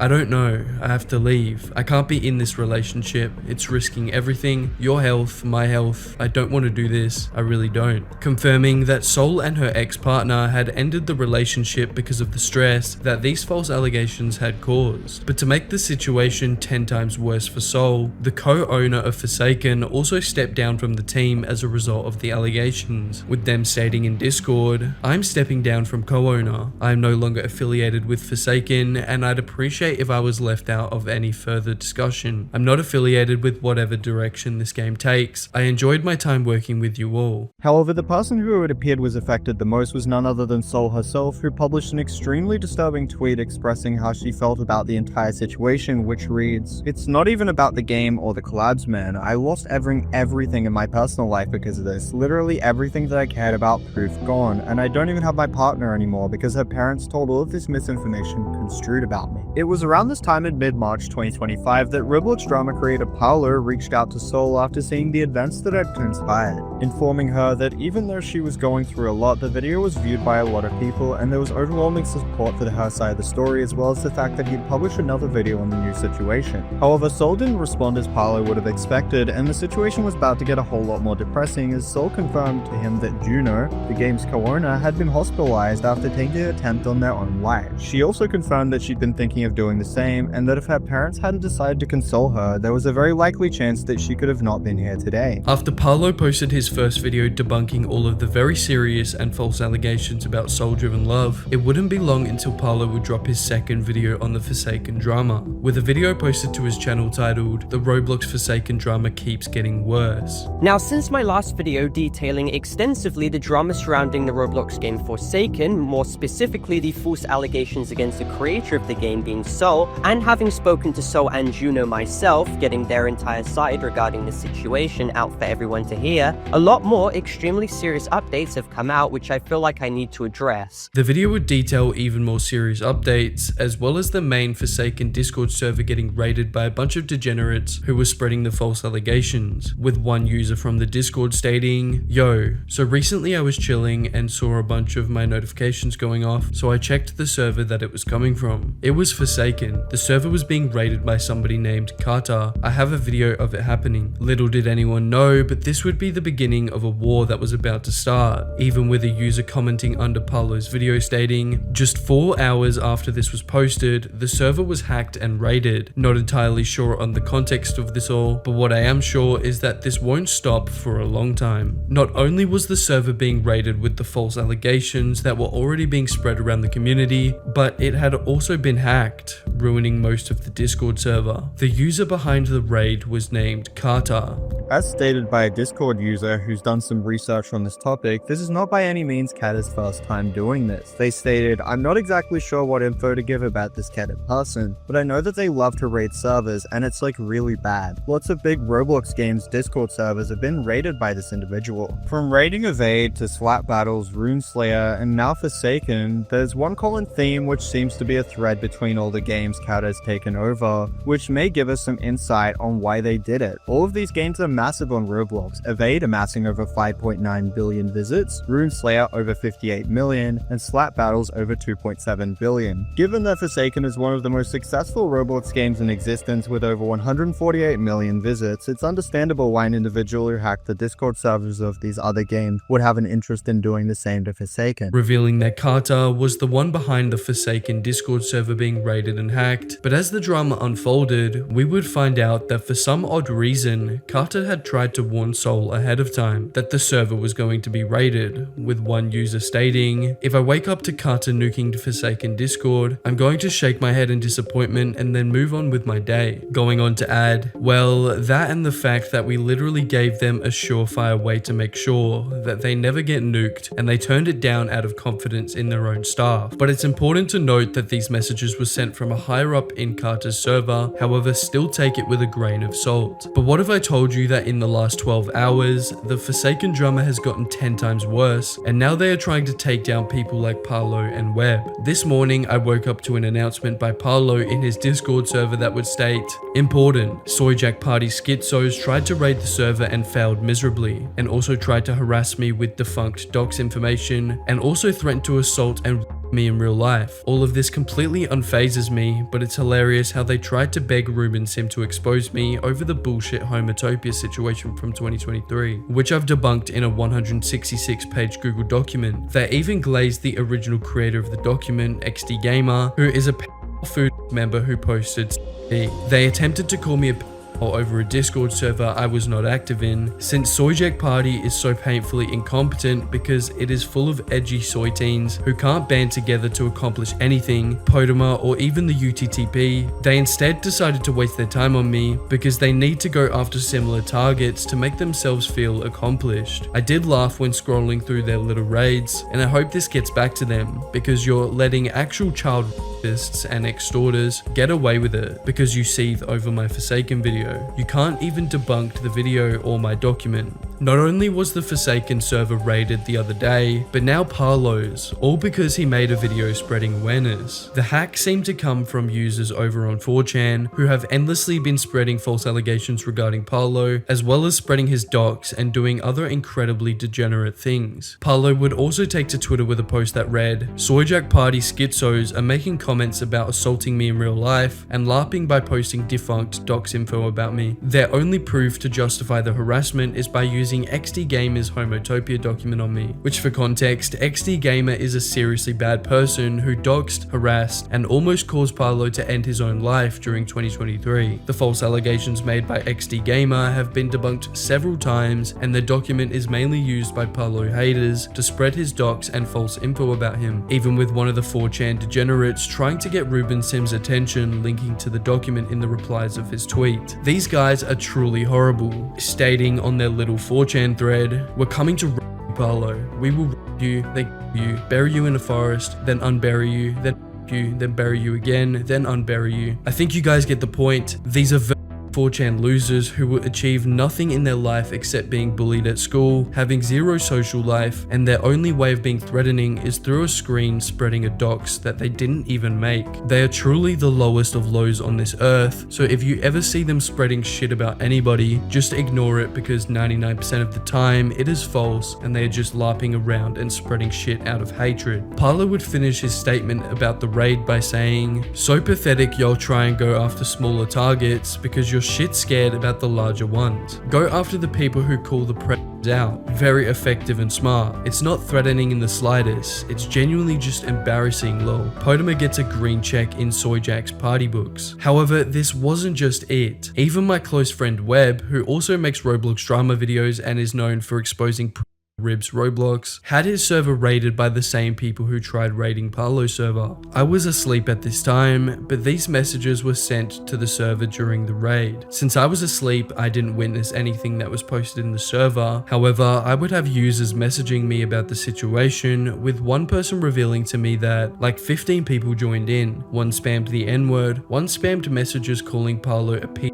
with a link, one was tapping about how 4chan was coming to get us, one spammed with one even posting All this does is prove that you were in the wrong, considering that you think the only thing that is going to beat spreading false allegations is doing a cringe Discord raid that will literally do nothing in the long run. Please spread awareness to the situation, make videos about it, like and comment on this video for engagement. We need to spread the truth so that Forsaken gets saved and it doesn't get deleted, because although the allegations are debunked, the constant harassment and pressure towards Soul might just tip her over the edge and have them give up on Forsaken altogether.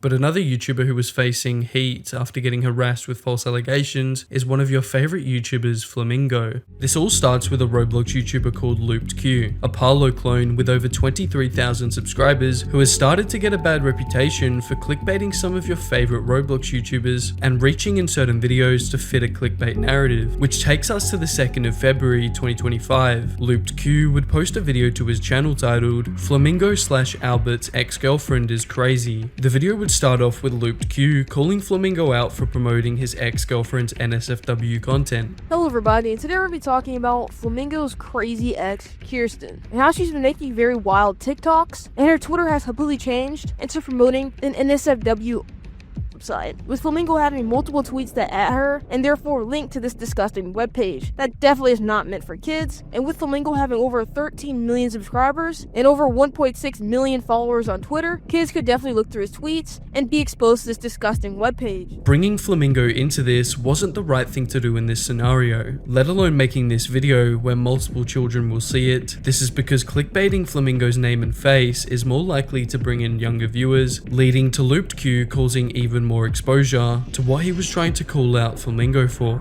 This would cause Roblox drama YouTuber Parlo to speak up against the slander and post a video on February 9th of 2025 titled Roblox YouTuber Flamingo was exposed and it's stupid. The video would start off with Parlo pointing out all of LoopedQ's previous videos where he had clickbaited some of Roblox's most popular YouTubers with some really negative narratives. So recently, a Roblox YouTuber named LoopedQ, known for making the dumbest videos ever attempting to call out John Roblox, Shockblocks, and even myself, has recently attempted to expose Flamingo for the most insane reason ever, and he was clowned on so hard that even Creekcraft came out in Flamingo's defense, claiming that LoopedQ is just plain stupid. So not only was LoopedQ slandering Flamingo, but he had also gone after some of Roblox's biggest YouTubers, Parlo and Sharkblocks to name a few, clickbaiting their names when they did nothing wrong. Parlo would then go on to speak about LoopedQ's weird obsession with Flamingo, posting over 50 total videos on him. So this drama started with the Roblox YouTuber Looped Q, who has made over 55 videos on Flamingo already, with some extremely disgusting examples being a video he made clickbaiting some random person's with it poorly being censored in the thumbnail, with Looped Q then using Flamingo's name in the title of this video to therefore get views, and making it so Flamingo's predominantly audience will be enticed to watch it and therefore giving him traction. Or even when he made another video on Flamingo being and having his gym workout pictures being leaked of him in where Looped Q clickbaited Flamingo's yet again and edited the thumbnail to show Flamingo wearing no whatsoever and making it seem as if he were. Now, he obviously did this on purpose, but it gets even worse because Looped Q then goes on to terribly blur Flamingo's alleged information in the start of this video, making it easily accessible to see for the thousands of people who watch this video. Looped Q has made over 50 plus videos on Flamingo, accidentally sharing his docs in the process and clickbaiting as much as he possibly can. This just shows you the kind of slop that Looped Q was posting before he mysteriously vanished from the platform in the past month, which we will talk about later. Parlo would then continue his video by going even harder into Looped Q's embarrassing career and teaching him a lesson in the process. Anyway, the new drama Looped Q instigated was where he attempted to call out Flamingo for 6-year-old tweets he had, where he had added his ex-girlfriend's Twitter account on his Twitter account. So what's the problem, you may be asking, with all of this?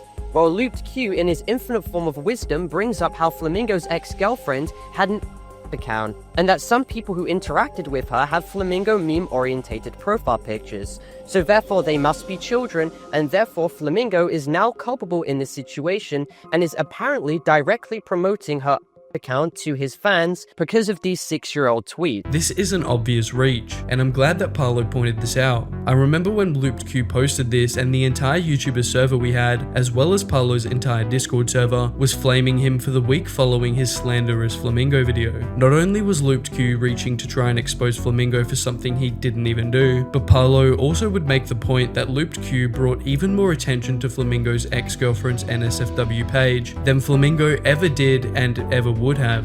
Flamingo has literally no association with his ex-girlfriend anymore, so why is he being platformed to this high level of scrutiny when you yourself, Looped Q, have done far more promotion to her by literally name-dropping her several times and showing her Twitter account?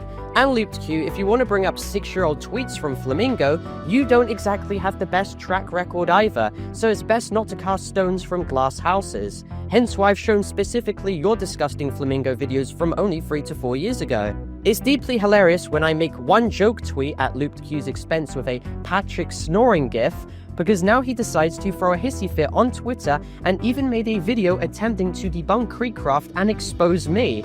Now you may be asking, what proof does he use to expose me? Well, of course, in an attempt at using an ad hominem, which is basically where someone attempts to attack your character rather than the validity of your points, he attempts to deflect by bringing up homotopia, completely forgetting that 1, I have debunked his videos talking about it before in my over 1 hour response video, and 2, I've made a massive 166-page Google document explaining everything regarding that situation in complete detail. As soon as the homotopia shit was brought up by Looped Q, I instantly knew that he wasn't the person I thought he was. See, I had talked to Looped Q a couple of times prior to this situation happening, and it seemed like he was just a normal dude that happened to make slop Roblox drama videos, but I would never truly look into him. But after reaching to call out Flamingo and seeing him go after YouTubers that I respect, like Creekcraft and Parlo, for simply stating that Looped Q's call out was wrong, I can confirm that he isn't who I thought he was. It's clear that he only cares about views, and even when called out, can't take any responsibility for his actions, with Parlo exposing that Looped Q was secretly friends with Nothorix. Also, Looped Q, if we're on the topic of you purposely leaving out my massive statements where I talk about the Nathrix situation, why don't you discuss why you publicly bashed Nathrix as a in mid-2019, to then go back to associating with her, even playing Among Us with her in late 2020. Parlo would then go on to expose that Looped Q is a two-faced liar who had been friends with Nothorix the entire time, while at the very same time glazing Parlo in his Discord server. Despite the fact, only 2 to 3 weeks ago, you were seeing glazing me in my Discord server begging to know when my next video upload was, and even stating yourself that the situation was resolved. However, wording it to make yourself seem correct and righteous. It was only after I made a meme at how dumb your point was towards Flamingo that you decided to deflect and bring this up once again. Parlo's video would end with talking about the slander that Looped Q had spread about Roblox YouTuber Guamgo in the past. But after this video was posted, not much came to the situation other than everybody flaming Looped Q and him trying as hard as he possibly can to try and make himself look good in this situation. But Looped Q wasn't finished just yet. He would respond to Parlo's video in a tweet shortly after it was posted that read, "Parlo has now called the Flamingo situation where I was attempting to bring the fact Flamingo unknowingly is mentioning a porn account on his Twitter full of kids dumb. Parlo is also calling me out for 2 old thumbnails, with one being 4+ years old, which is a complete nothing burger. Let's talk about the disgusting thing Parlo actually did, which created more Nethorax victims just like himself." And notice how Looped Q doesn't even specify what Parlo did at the end, saying, "Let's talk about the disgusting thing Parlo did, which actually created more Nethorax victims just like himself." Not only does this sentence not even make sense, but it is clearly a last-ditch effort to try and defame Parlo for false allegations that he had already responded to. I'm not going to speak for Parlo here, but I will say this. Parlo was taken advantage of by Nethorax on multiple occasions, and it has caused him to spiral multiple times. Looped Q clearly doesn't care to talk with Parlo behind the scenes on what exactly happened with him and Nethorax, and clearly shows his bias in this tweet, with him vaguely trying to call Parlo worse than a literal pedophile. Looped Q would finish the situation by posting a video to his channel titled Parlo vs Looped Q Roblox Flamingo Drama Debate. The video was a debate between Parlo and Looped Q, but would start off with him calling Parlo out for hating his own fans. Hello everybody, and I'm going to be showing you the debate between me and Parlo. But before I start, I'd like to let you know, if you're one of Parlo's fans, he has called you an annoying kid. As you see from this message right here, Parlo crashed out and said, "That's why I wish my fan base was actually mature adults and not annoying little kids." This is a proof, as is a screen recording from his Discord. So I have one question for Parlo fans. Are you going to let Parlo insult you and call you an annoying little kid to your face? Clearly reaching once again, and adding no context to the call out other than a single Discord message from Parlo. And as for the debate, it would go exactly how you thought it would. But basically, Parlo continuously says that apparently I'm, quote, allowing docs info and Roblox on my server, which I'm obviously not. Obviously, it's against my rules. And this person is a regular member who I have banned, who is no longer in my server, who was never supposed to be in my server to begin with. Honestly, if doxers are in my server, all of them will get banned. If anybody lets me know, they'll get banned. I don't allow any of that in my server. None of my mods have done this, which are actually people that I stand by. So if they did it, okay, then I would be at fault. But since it's a regular server member, you're not responsible for what any regular server members post. That's like saying YouTube is responsible for what random people post on YouTube. That makes absolutely no sense. Obviously, anybody can post on YouTube, and therefore they can post whatever they want. YouTube's not responsible for that. Just like I'm not responsible for what regular server members post in my server. Now, Parlo is responsible for whenever he made a which we all knew was in 2023, a mod in his server who posted lewd images, who has around 3 victims at this time, or at the time that in 2023 had around 3 victims, and it was widely known that he was Parlo still allowed him to be mod inside of his server, and then created way more victims because of that. The docs information on Flamingo is not real. The number is completely fake. As far as I'm concerned, the person who posted the docs information had no credibility. And Flamingo's name is already public. The address is completely unreadable, and the number is fake. So there should be no reason at all to say I'm doxing Flamingo. Whenever people dox, it's usually with malicious intent. I had obviously no malicious intent with this because I blurted. If I wanted to dox Flamingo, I would not have blurted at all. Obviously, I did not want to dox Flamingo. He's a great guy. Looped Q is clearly trying to dumb down what he did because he thinks that all Roblox fans are just stupid children when that is not true. Parlo would defeat his points easily. Okay, you didn't respond to any of Lit Candle's points because you know it was constructive criticism and you're a bitch when it comes to that. 3 of these comments I'm posting right now are different children who said they searched up the docs information you had in the video and they literally found it and proved it to be his. You have no proof that it was different. That's completely unsubstantiated information. You had someone even tell you to blur it out more, but you doubled down in your video like a piece. I'm going to show more screenshots as well all the way down here. Give me some time. Pause the timer. I don't want to... I have like a ton of screenshots from other videos, so you're just going to have to give me a minute. So this is obviously you promoting the OnlyFans right there by not blurring anything out. I've shown other screenshots as well of you allowing my house in the server and that. Clearly, you're going around in circles again, not addressing my original Homotopia response document where I clearly go over why Natty Forsyth manipulated me by doing all this disgusting fucking shit. You still haven't addressed why allowed in your server and you did nothing to stop it, or why you have absolutely no verification thing in your server to prevent anything from being posted in it. I do like as well how you bring up the situation as well when you post one link in my YouTuber Discord server, which was meant to be a professional server. Reason did you post this link rather than the fact that you even wanted attention, and you used a little defense that you posted a little spoiler on it, like as if a spoiler would stop someone from clicking the fucking link regardless. Like, you don't understand how stupid that defense is, and you know it's stupid. Your entire argument lands on the fact that you posted a spoiler there as if that changes absolutely anything. Regardless though, you posted literally in my server where there was children, and you knew there was children, you knew there was minors in there, so you really have no genuine excuse for that. And if we want to play a little like a virtue signal card here as well, in your original video on me, you show Natty Force blur on it, so you yourself are a hypocrite for showing Natty Forsyth's blur on it.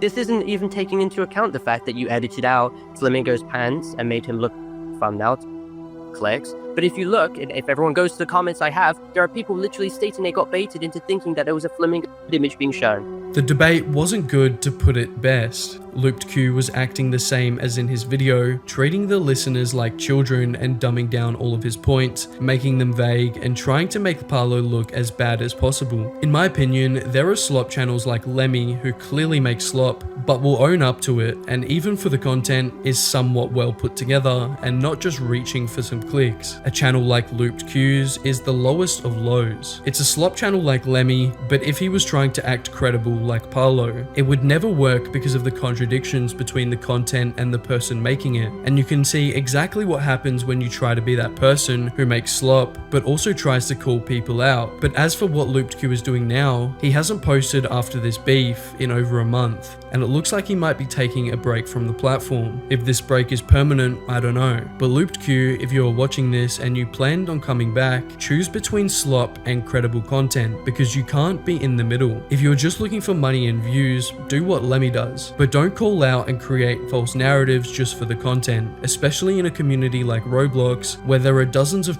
getting exposed every week that you could make videos on, rather than reaching to get views off Flamingo's name. But one YouTuber was crazy enough to get away with everything after he got exposed, and is actively trying to silence anyone talking about what he did. This would all start with Roblox drama YouTuber Parlo. On the 6th of March 2024, he would upload a video titled Roblox YouTuber PGHL Films Exposed, in which he detailed a series of alarming accusations levied against the popular creator. Now, to summarize the lengthy post, in which I will go over entirely later on, essentially he's being accused of making NSFW jokes when he was a legal adult with other minors present in the server, allegedly leaking his detractors and haters' actual real names and addresses, allegedly being really creepy to a minor regarding an image the minor had as their profile picture being of them in a bathing suit, and also them allegedly posting animal death shock content as a quote-unquote joke in a server which minors were exposed to. The allegations were, to put it lightly, completely disgusting. If they were true, he was not just a weirdo, but potentially a terrible human being. But how much evidence was there to back up these serious claims?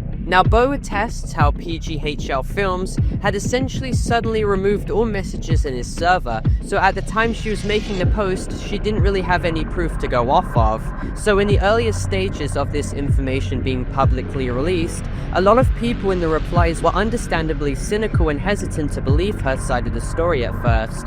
However, eventually other users seemed to start coming out the woodworks to attest to the validity of her public statement.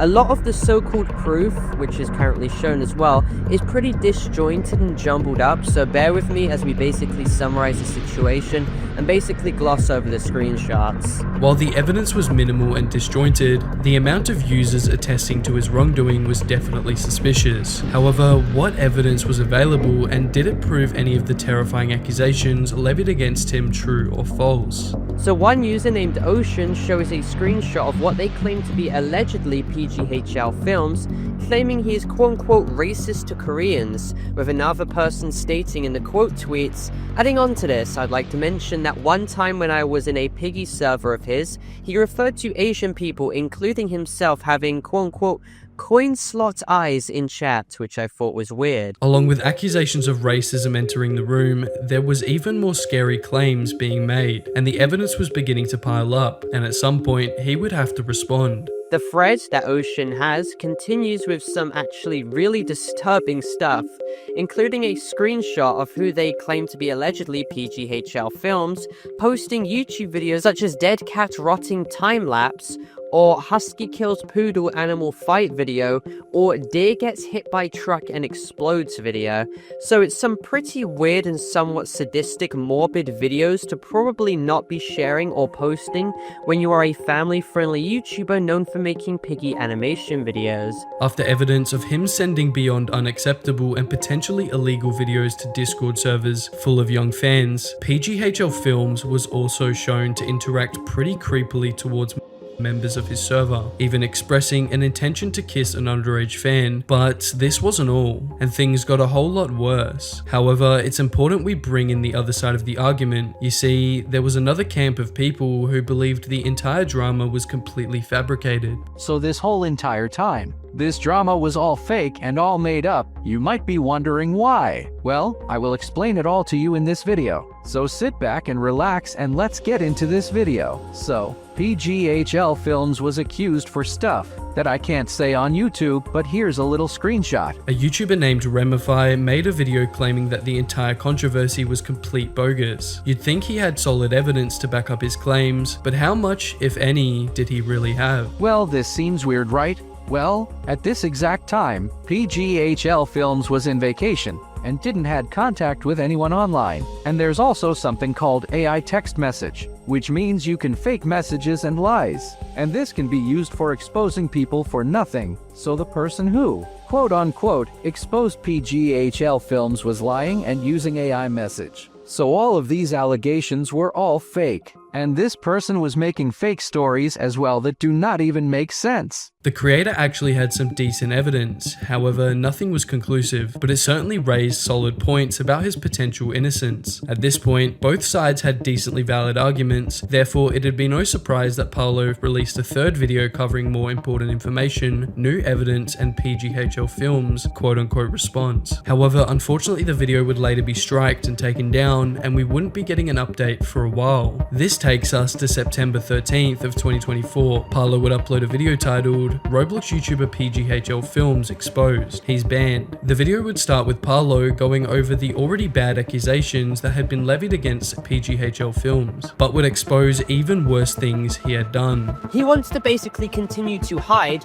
and hope that this entire situation dies down. And I also want to state that he is entirely guilty, and he was caught in 4K with him on his main verified Roblox account, admitting to watching animal decomposition videos and human decomposition videos as well. Now, due to the severity of the allegations and the more people knowing about this situation too, PGHL Films has also decided to recently deactivate his Roblox account. Now, first, in reference to this entire Google document, I want to state that PGHL Films was not a minor in any of these instances. He is 19 years old as of currently, and last year when he was 18 in August, he decided to post a video link of a dead cat decomposing to muffiners. So after getting exposed for posting horrible content to kids on Discord, he would actually end up deactivating his own Roblox account. However, he still hadn't responded to the situation after promising to do so. This would cause Parlo to drop a video 3 days later on the 16th titled Roblox YouTuber PGHL Films Responded, He's Suing. The video would start with Parlo talking about the endless document that contained numerous testimonies and would expose PGHL for who he truly was. Now, this document, which was released, has numerous witness testimonies as well as voice recordings and Discord message screenshots to corroborate the fact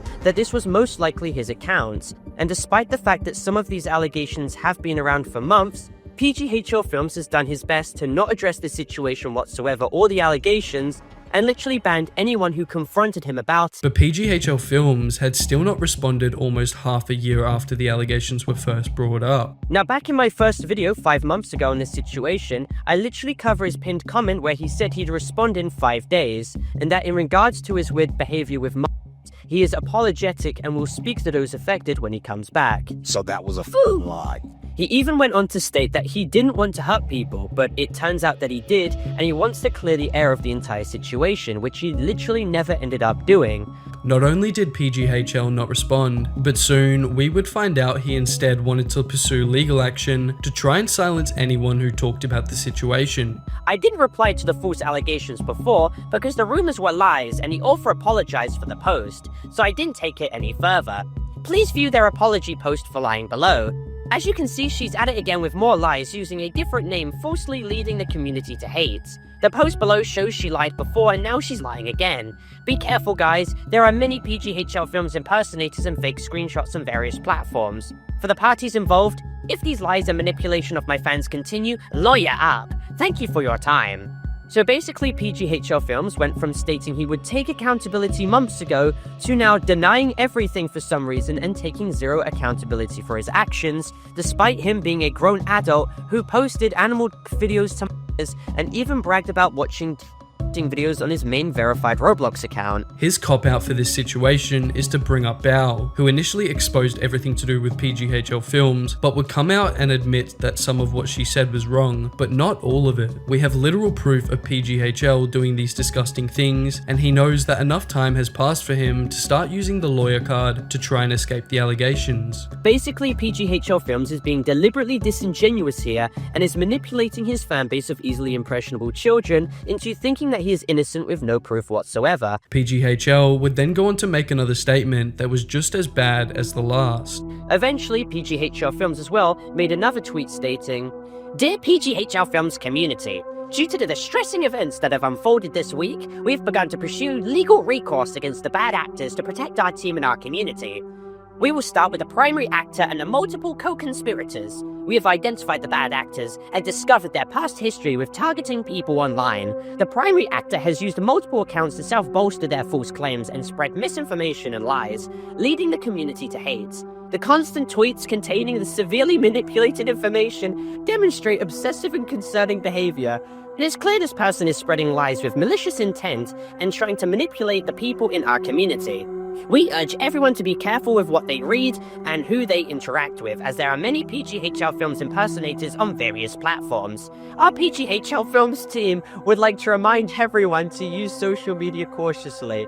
Thank you to all our supporters, we really appreciate it." It is obvious that this statement was generated by AI and was completely disingenuous in an attempt to try and gaslight his audience into thinking he is innocent. Now, allegedly, there is even more victims and more undeniable proof against PGHL Films that Parlo is yet to release. I'm sure if this video gets enough attention, it might spark Parlo to talk about the stuff he has yet to release, but keep an eye out on his channel in case he drops another PGHL Films video, because that one will be huge. And with what I've heard, it contains actual victims and more inappropriate behavior. Even I would make a video on the situation on May 30th of 2024. However, 90% of my comments were calling him innocent, with it being one of my most disliked videos on my channel to date. However, with a vague statement and not taking accountability, all of his children fans, just like with Podmer, have forgave him and have been preaching his innocence ever since, with PGHL Films being the biggest and most successful he has ever been. I think the problem comes with the audience. Just like Podmer, PGHL Films thinks that the audience is full of children, which it is, but he thinks they are all stupid and dumb and won't ever listen to the truth. And sadly, they don't listen. But what can we really do except spread awareness? Overall, I think it's safe to say that we see a lot of crazy Roblox stories every single year, from YouTubers getting defamed with false allegations to horrific YouTubers getting exposed for the crazy and disgusting things they did. Roblox will continue to see these stories the more it gets popular. But as always, if you're new to the channel and you enjoy content like this, please make sure to subscribe with notifications on, join my Discord in the top link in the description or the pinned comment, and if you want to watch something similar to this, click the video on screen now.